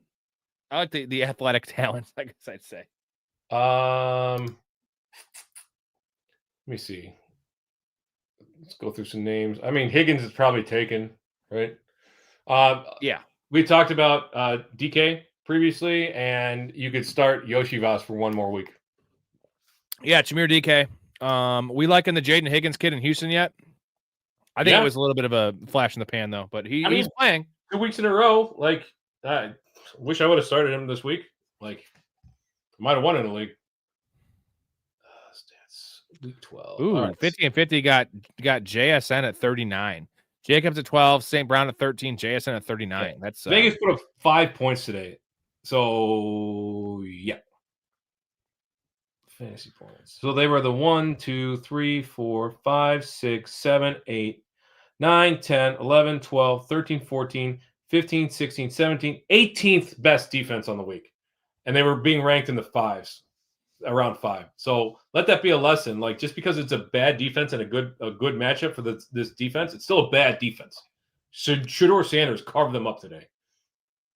Well, I wouldn't say carve them up, but like kind of like he carved them. What do you think about Kenneth Gainwell? Can he be flexed with what we've been seeing there? And Aaron Rodgers, yeah, I mean, I think so. Especially like he's got bursts. They're using him in the passing game too. Like I 100% think he could be flexed. Anarchy was 9th in his draft. He could have taken CMC, JT, JSN with how it fell. And then he ended up taking London, Hampton, and then he said JSN didn't go to early 5th in his draft. I want to play in your draft, brother, because I wasn't that high on JSN. For me, I had any of my top 4 picks. My 3rd round pick was either Trey McBride or JSN. That was my targets. Now I'm saying I'm guilty of taking AJ Brown in a few spots over JSN, which just seems disgusting in full PPR right now. But like that was the play though, right? Like you would have done the same thing. I wasn't paying attention. Apologies. I was trying to find Jackson Smith-Njigba's stats from last year. I want to see something. He had 100 catches and like 1,050 yards and 6 touchdowns. Okay. I want to see the game-by-game stat. He got better at the end. That's what I'm wondering. Like, why was he going so low? Was it because of Sam Darnold? Like, why it was because of Sam Darnold and the run-heavy approach, and the team. Everyone thought they'd be terrible. Yeah, man. I mean, he closed out. Okay, so everybody had a bad wild card game, so you can't really take much from that. But like, he closed it out. Listen to how he closed out the season last year. This is from late October. Let's see, 6 for 69, 7 for 180, 10 for 110, 6 for 77, 4 for 74, 5 for 82, 10 for 83, 8 for 95, and then he had a bad week against the Bears. So they had 2 bad weeks. That's when Darnold fell off the last 2 weeks of the season. But man, like, why was he going so low? That's crazy to me. I don't get it. Jonathan says Chase is going to have one of those pissed off NFL games next week with no Higgins, 11 catches, 125 yards, 2 touchdowns. Ooh, I don't mind that. Would you trade Puka Nacua straight up for Jamar Chase? Yes, you would. Because literally, we've mentioned he played more in terms of 12 personnel in this game, but he had been off the field in a lot of 12 personnel. And then Devontae Adams is getting all the touchdowns. Yeah, man. And I'm telling you, eventually Matt Stafford's not going to be throwing 3 touchdowns a game. So like all those things are even out. And yes, you're going to get a lot of games for 7 for 90, which is good. That's 16 points. But right. Like, do you see a world where Puka has these nuclear games anymore? Because they're going to start running the ball more too. Yeah, even with all the touchdowns he's thrown, the fact that they're not utilizing him in the red zone and he's not getting those touchdown shots, like even the downfield touchdown stuff, is going to Devontae Adams. So the nuclear games last year, they're not coming up. He's playing fewer snaps, and that's affecting the overall upside for Puka Nacua. Like you want the number one overall wide receiver to be able to, put up 20 points a week regularly. And I'm not sure that Puka's got it in him this year. He's an amazing wide receiver, but if he's on the field for 70% of the snaps, there's just not enough there. Yeah, and the injuries too. He saw it again. The play that won the bet for me. He goes to the sideline. He came back in, of course, but like every game with this shit, it's concerning. It's concerning. He doesn't know how to get down. He refuses to get down. I love it. I mean, he's a warrior. I'm saying I appreciate that from him. But if I was an owner of Puka, which we're both not owners of Puka because the Matt Stafford bullshit, and now he's the healthiest man in the history of the world. He definitely took steroid. He definitely went to Europe, right? Oh, 100%. Definitely. Yeah, he did. Absolutely. Whenever you're ailing, you always go to Europe. Absolutely. Always looking for Jack Doyle. Yeah. Any cures for the hiccups? Do you know the cure story? Yeah, it's so actually, hang on. This is not a sponsored product, but I'll be right back. It's drinking water upside down, man. So instead of drinking like this, you do like this. You drink it upside down. That works every time, bro. My dad taught me that one. Shout out Tim Simmons. Listens to every stream. He listens to him afterwards because he's in West Coast. Actually, that should make him listen live, but he's old. He doesn't look old. He's like Chuck Norris, super in shape, super with it, but like he's like 67, so 66. I don't know how old you are, Dad. You're getting up there. But he doesn't. What do you got? Hickaway. It was on Shark Tank. Is that for hickeys? No, it's hickeys. What a dumb. Hickeys are so dumb. Why are you sucking on somebody's neck? Anybody get any pleasure out of that? That's so stupid. No, you don't. Have you heard about drinking water upside down like this? Yes, I've done it where you drink water upside down, or somebody holds you upside down. The entire point is you trick your brain. So it doesn't matter what you do. You just got to distract your brain. Yeah. So have you heard about getting scared though, like jump scares? Yeah, but how are you gonna you say okay. Well, that works. There it is. Your hiccups are gone, bro. You just saw Helen Hunt's. Here's another one. Okay. Now I got the hiccups again. Kicked out of the back. Yeah. She gets kicked by a mule. Her eyes go cross. She falls down a well. They get uncrossed. Yeah. That's like the guys with CTE. Like they get a concussion and they're out of it. Then they get hit in the head again. Then all of a sudden Tua could play football again. All right, a couple more questions to answer. I'm sure Storey's got to get out of here soon. 2 more away for one more chug. I will do one more chug. Mojave says, "Are the Bears fool's gold?" That sounds like a Cam Newton quote. Yeah, to say that quote, you have to be wearing a million layers of clothes, 3 top hats, 8 rings, like Lenny Kravitz style. What do you think? They are fool's gold, right? We're both Bears fans. Did you see what Cam Newton was wearing with the pink suit and the vest and the hat? So somebody I saw it online. They said that he looks like Cam Newton looks like a rival chocolatier who's trying to take over Willy Wonka's chocolate factory. And I thought that was very perfect. Yes, I definitely think the Bears are fool's gold. They got a really tough schedule coming up, and I don't think they're that well coached. I think Ben Johnson's got a lot to prove as a head coach, and I don't believe in Caleb Williams yet. Any panic on Ibuka? And you got to give credit to this rookie sensation wide receiver out of Ohio State, Emeka Egbegbue. Emeka Egbegbue. Emeka Egbegbue. Just put that on a loop. Put that on a loop and upload it to an hour loop and just upload it to YouTube. That'll take your hiccups away too. Oh yeah. Just say that. Saying a big boo. 5 times fast. I'm panicked. Remember how the last 4 weeks I've been telling you that Ibuka has the vertical leap of George Costanza wearing those fucking like training shoes? Yeah. He's trying to sell the shoes. Dude, he can't jump. And it's not because of his injury. He has 0 vertical. It's rough. He's a fine possession receiver. He's very savvy. He's like definitely not a rookie and that kind of stuff. No, he's a big guy. If Baker had put it on him, that's a touchdown. Like Baker missed that throw. He can't jump though. But Baker missed the throw. Like you got to blame the quarterback on that one. Yes, but I'm still panicked. Like, how can you not be 7, 8? Like out of 10, I'm way panicked on a big boo. Yeah, big boo. Yeah, it's he's still a must start because he's the number 1 there in the targets. But like he went from a top 5 receiver to, and look what his numbers have been too. Now he's like I'd say like number 20, comfortably, right? 20ish.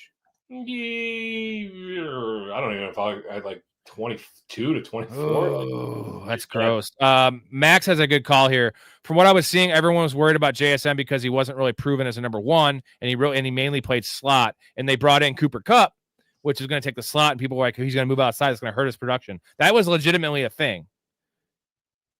It's gross. Yeah, I mean, hindsight's 2020. We all missed this one. The dude's going to catch 2,000 yards this year. Oh, speak for yourself. I have 5 JSNs and Erica has 5 or 6. So we have 10 and 35 leagues in redraft. So we didn't actually miss. I'll say this though. I got very fortunate in the draft slot I was in for a lot of those that he fell to the 3rd round. So I didn't reach on. So I missed him because I didn't reach on him. But I call that a whiff because where he was going, I should have had, I don't know, 50% share of him. Yeah. I mean, where he was going, if you believe that highly in it, like 50% share is not outrageous because a 3rd round pick isn't like busting, isn't going to ruin your fantasy season. You can recover from that. I'm saying if you really believed in him, any draft slot could have had him because you could have taken him in the 2nd round. Yeah, anywhere, right? End of this early second, mid second, end of second. He was always there. You didn't have to spend a 1st rounder on the guy in PPR. He was always me finding PPR. He wasn't like sexy. The thing is, he was supposed to be an unsexy, safe pick. And look what we're talking about now. So the guy has 2 touchdowns a game. Who's it going to be next year? I'll tell you who. It's going to be Emeka Egbuka. You think so? Yeah, I do. Because he's gonna falter the rest of the season, and it's gonna be a down. But we're gonna forget how good he was prior to that injury, and how good Baker was. So I am convinced that Egbuka will fall, and you'll be able to get him at value. Good call, Michael. Rough week having Barkley, a Big Boo, and Josh Allen. That's not good. Wally joined the stream late. Wally, glad you joined the stream late. We did a number on your boy JJ McCarthy. I think he did this strategically. Because he knew we'd probably hit JJ McCarthy really, really low, low blows. And you know what? He cost me $150 a day on my Justin Jefferson bet. So that's why I'm a little upset too. He's down 97 to 52. He has Purdy, Kittle, and Rico full PPR. Am I cooked? Oh, you're going to win. You're down 45 points. No, your favorite. Are you talking about? You're going to get 20 from Purdy, 20 from Rico, and 20 from Kittle. I don't know. 20 seems a lot from Rico. Okay, 15 from all of them gives you 45 points, which gives you a win. That gives you a tie. Barely. I mean, I don't know, dude. You're going to get more than 15 from Kittle. You win by 0.66 points. So, yeah, I think it's 50. Have a quarterback is nice because as long as you get 20 from Purdy, you're fine, bro. Yeah, you need 20 from Purdy. So you better hope that CMC doesn't scoop them all up.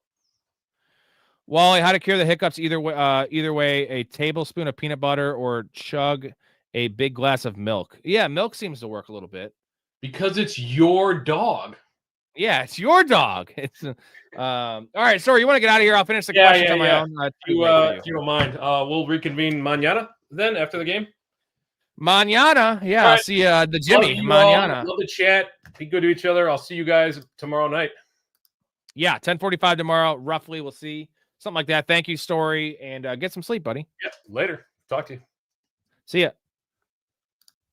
He's blocking his screen. What do you think he's doing back there? All right, I'll do a couple more minutes. I got 2 more supers to give me a chug. I'd love to do one more. Support your boy, Bay. I can't even talk. Support your boy, baby. Let's see. Next week, my quarterback situation is a little iffy. Should I try to get Cam Ward? Pretty bad choice, but not a lot of waiver options. That's rough, my dude. You're going to have to let us know what the other options are. Eat. I see what you're saying, Wally. Eat tablespoon. You could also eat milk too. It's either Brock Purdy or Daniel Jones next week. I mean, I want either of those guys over Cam Ward. Egbuka or Marv/Wilson next weekend. Well, the problem is if you have Marv playing, then they're both going to be rougher starts. So the answer is Wilson if there's no Marvin Harrison, and if they both play, the answer is Egbuka for me. You know this already, but I just can't see and hear all the McCarthy slander everywhere I go. Well, Wally, we're not being irrational now. Maybe before we were. I'm just telling you what I see. I have no problem with the kid. He's literally from 30 minutes from my house, so I don't have an issue with him. And I don't really care. I don't care. I don't hate the Vikings. I don't like the Vikings. I don't care. It's just not good, man. And the quicker you come to terms, Wally, the quicker, the healthier you'll be. Michael, I'm down 26. Only have Kittle playing. Do I have a chance? In full PPR, yeah, but I doubt it. I mean, there's a 10% chance. Yeah, you're good, Wally. You're good. Thank you, Mark. Shout out, Mark, #1 super fan. People sleeping on Pickens yardage totals. JSN 1,380 receptions, 7 TDs. Pickens 1,050 on just 67 receptions, 8 touchdowns. Yeah, man. I actually have a little card, a little sprinkle on George Pickens to lead the NFL in touchdown receptions. Now that looks like a good bet. Unfortunately, you have Devontae Adams just crushing ass, right now. Big Ray got me a little nervous with peanut butter, brother. I could see that. I'm just gonna chug this one now, and if I get one more, then hell yeah. If not, not a big deal. Because you know what, y'all deserve it. Great chat, great time.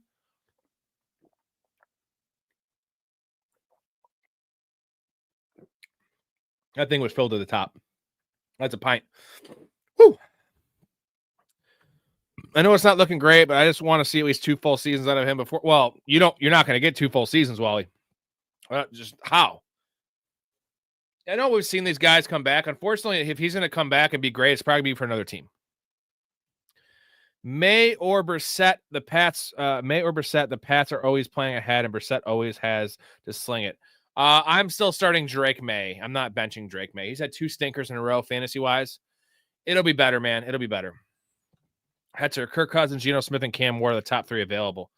Okay. I think I am going to go Cam Ward there. I get what you're saying. That's some rough stuff right there. That is some rough stuff. It's really rough. What do I have in here to play for you guys? Something. Angela, look out your window. You see that Anheuser-Busch billboard next to the Children's Hospital? Well, watch this. Oh, God. Oh, my God, this is horrible. Oh, God. Oh, that's terrible. Oh, good Lord, save them. Bless their Oh, okay, yeah. There we go. All right, everything worked out. Wally, I did not know this. He said the things that makes him upset about the situation is the Vikings offered Darnold a 1-year contract. We offered Danny Dimes more money than Indy, but he knew he would start there for sure. Or he knew he would be the favorite to start there. Let's say that. Yeah, and you know what? He might have actually beaten out JJ McCarthy if he had stuck around, because I mean, I guess they didn't play JJ McCarthy in the preseason very much. But Kevin O'Connell's a smart guy. They're in the building. They had to know. At least they knew the first couple of games, because they played Carson Wentz 2 weeks longer than they should have. And I'm not Mr. Conspiracy, but I'm telling you that like JJ McCarthy missing 5 games with a high ankle sprain was hogwash. And they just knew he wasn't ready. And they felt like Carson Wentz with one arm was better than JJ McCarthy. That's all you need to know about it. And we'll see, man. I root for the kid, man. I really do root for the kid, but it's not looking good. He's still young. Thank you, Mark, my dude. Thanks, Robin Storey, for another banger show tonight. Anyone watching who is in the Discord, join the Patreon and join this awesome community. Link in the description, gentlemen, or also just go to professionalfanatics.com. $2 gets you in the Discord. If you want to play fantasy leagues with us, that's a $10 tier. If you want access to my bets, early bets, we're crushing this year. We are 60 and 32, essentially. So that's even odds bets.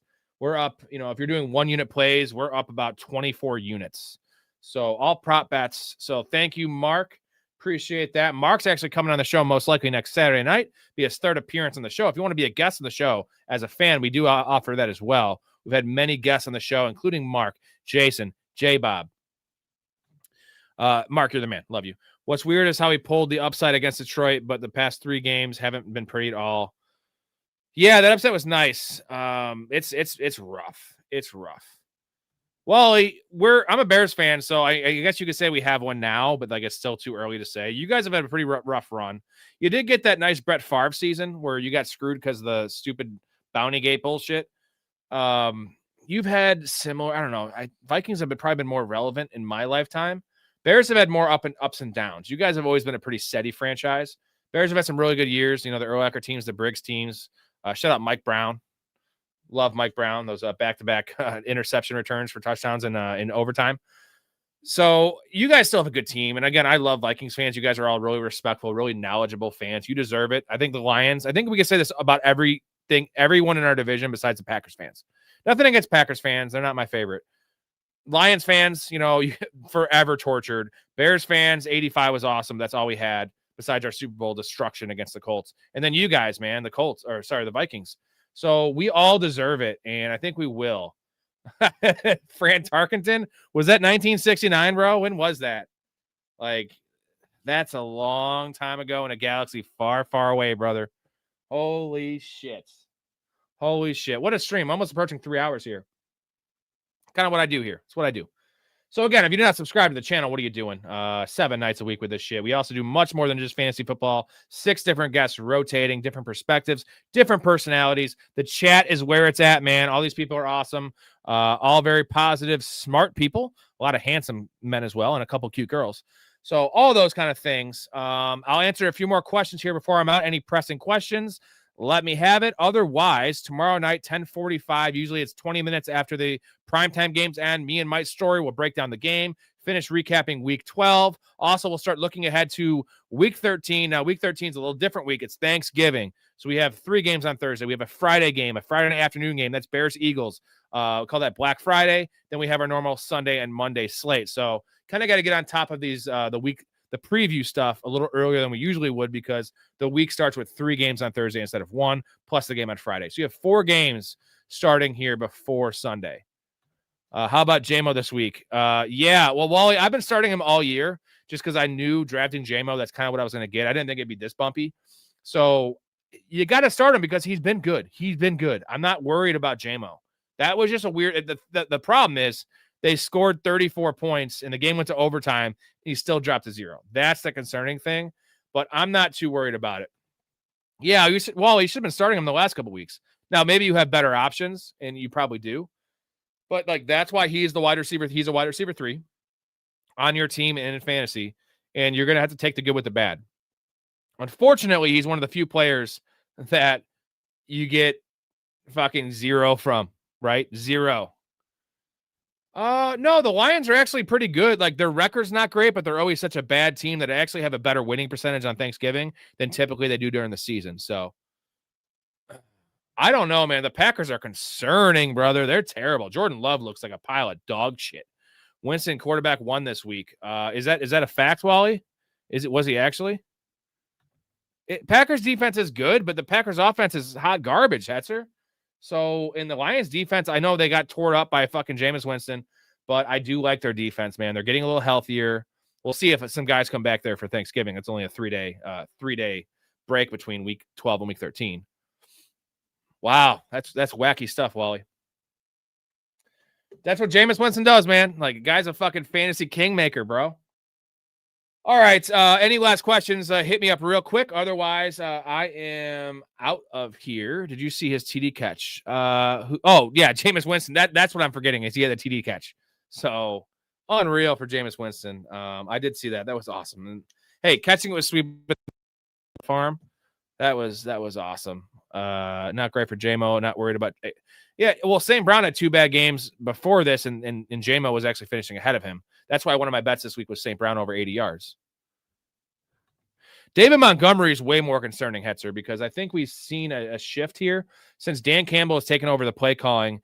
It's really leaned heavy towards Gibbs, and it's, it usually was like a 52% Gibbs, 49% Montgomery. It's like 62%, which doesn't seem like that big of a shift, but it really is. And I feel like when they're putting Montgomery in the game, they're not giving him the ball. So you're getting more snaps and more touches for Gibbs, and they're using him better. They're passing the ball to him more. He had 8 receptions today.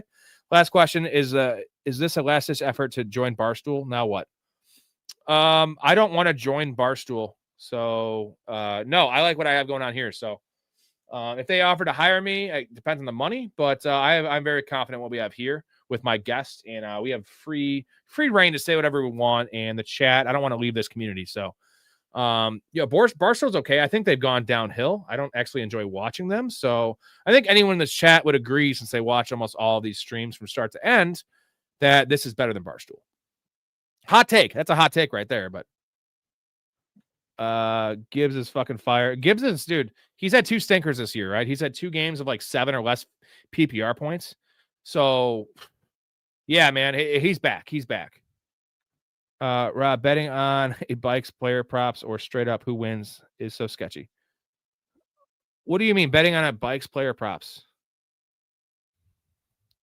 This is the end goal. What is your deal here, Fofo? Yeah, man, I think it is, dude. 7 live streams a week. The community, yeah, it kind of is the end goal. So it's still in the beginning baby process of these live streams. So the Vikes. Betting on a Vikes player prop is straight up who wins is so sketchy. Yeah, betting on Justin Jefferson was not smart. I saw 65.5 Wally for this week, and I lost last week on him too. I've been doing well on the other ones, but I saw that, and I was just like, dude, he averages 80 yards. Yeah, I got it. He averages 84 yards for his career in receiving yards, and I was like, 20 less. The problem is it wasn't a bet on Justin Jefferson. This was a bet on J.J. McCarthy, and I just thought he'd be better. I thought he'd be better than last week. That doesn't mean he'd be good. Be better. You should probably subscribe, Fofo, and join this awesome community. You're going to get a lot of good information, make a lot of good money, and win your fantasy leagues. So if you want to do that, that's awesome. If you want to have some laughs and have a good time. If not, dude, to each their own. I'll say that to you too. So to each their own. No big deal, man. All right, last couple questions, and I'm out of here. We're almost at 3 hours, so I take my dogs on a walk. Oh, I got to eat some food too. Again, shout out Mark, shout out Bandit, shout out Wally. Sorry about your JJ McCarthy, man. Do you think if Flacco, Winston, or Mac Jones were on the Vikes, they'd have a winning record? Yes, I think if anyone was on the Vikings, they'd have a winning record. Sorry, man. He's in wins above replacements for if you go to baseball stat, if they had a stat like that for football for quarterbacks, he would be the lowest in the league. I mean, obviously they have QBR, and he is the worst in the league. So. And the eye test is bad too. And the problem is he's not doing that like Geno Smith is doing it. Geno Smith has no help. No, Chip Kelly's terrible. The offensive line is terrible. Like, you have a decent amount of weapons there, and you have Kevin O'Connell. Colts defense or Jags defense next week? I'll look that up. Probably the last question. I got to look at the matchups. I haven't looked at next week too much yet. Colts have at home against the Texans. Jags have. Who do the Jags have? Why can I? Oh, Jags. Jags are on the road against Titans. We're going Jags. They're hot right now. So you're fine. You still have the core, Wall. You still have the core. The defense is the more concerning thing because the scheme is good, but the players have not been performing. You've had some injuries, but, as long as you can keep your coaching staff, that's going to be huge. All right, gentlemen, that's it for me. Thank you for all the supers. Thank you for all the Patreon members. Shout out to you guys. Y'all are huge in what we're doing here, and I couldn't do it without you guys. My wife would probably tell me I have to quit, so at least now she can say, hey, he's bringing us some money, and the people love him, and I appreciate from everyone here. Appreciate you guys. Here's Helen Hunt's. I'll show you Helen Hunt one more time because we love Helen Hunt around here. All right, appreciate you guys. Stay positive. Love your life. Respect each other, and I will be tomorrow night, 10:45 p.m. Central, with Mike Storey recapping 49ers, Panthers, also the rest of the Week 12 action we didn't get to tonight, and also previewing Thanksgiving, all that kind of good stuff. Maybe talking about the Bunny Ranch again. That was always very fun. Again, love you guys. Thank you. I'll see you tomorrow.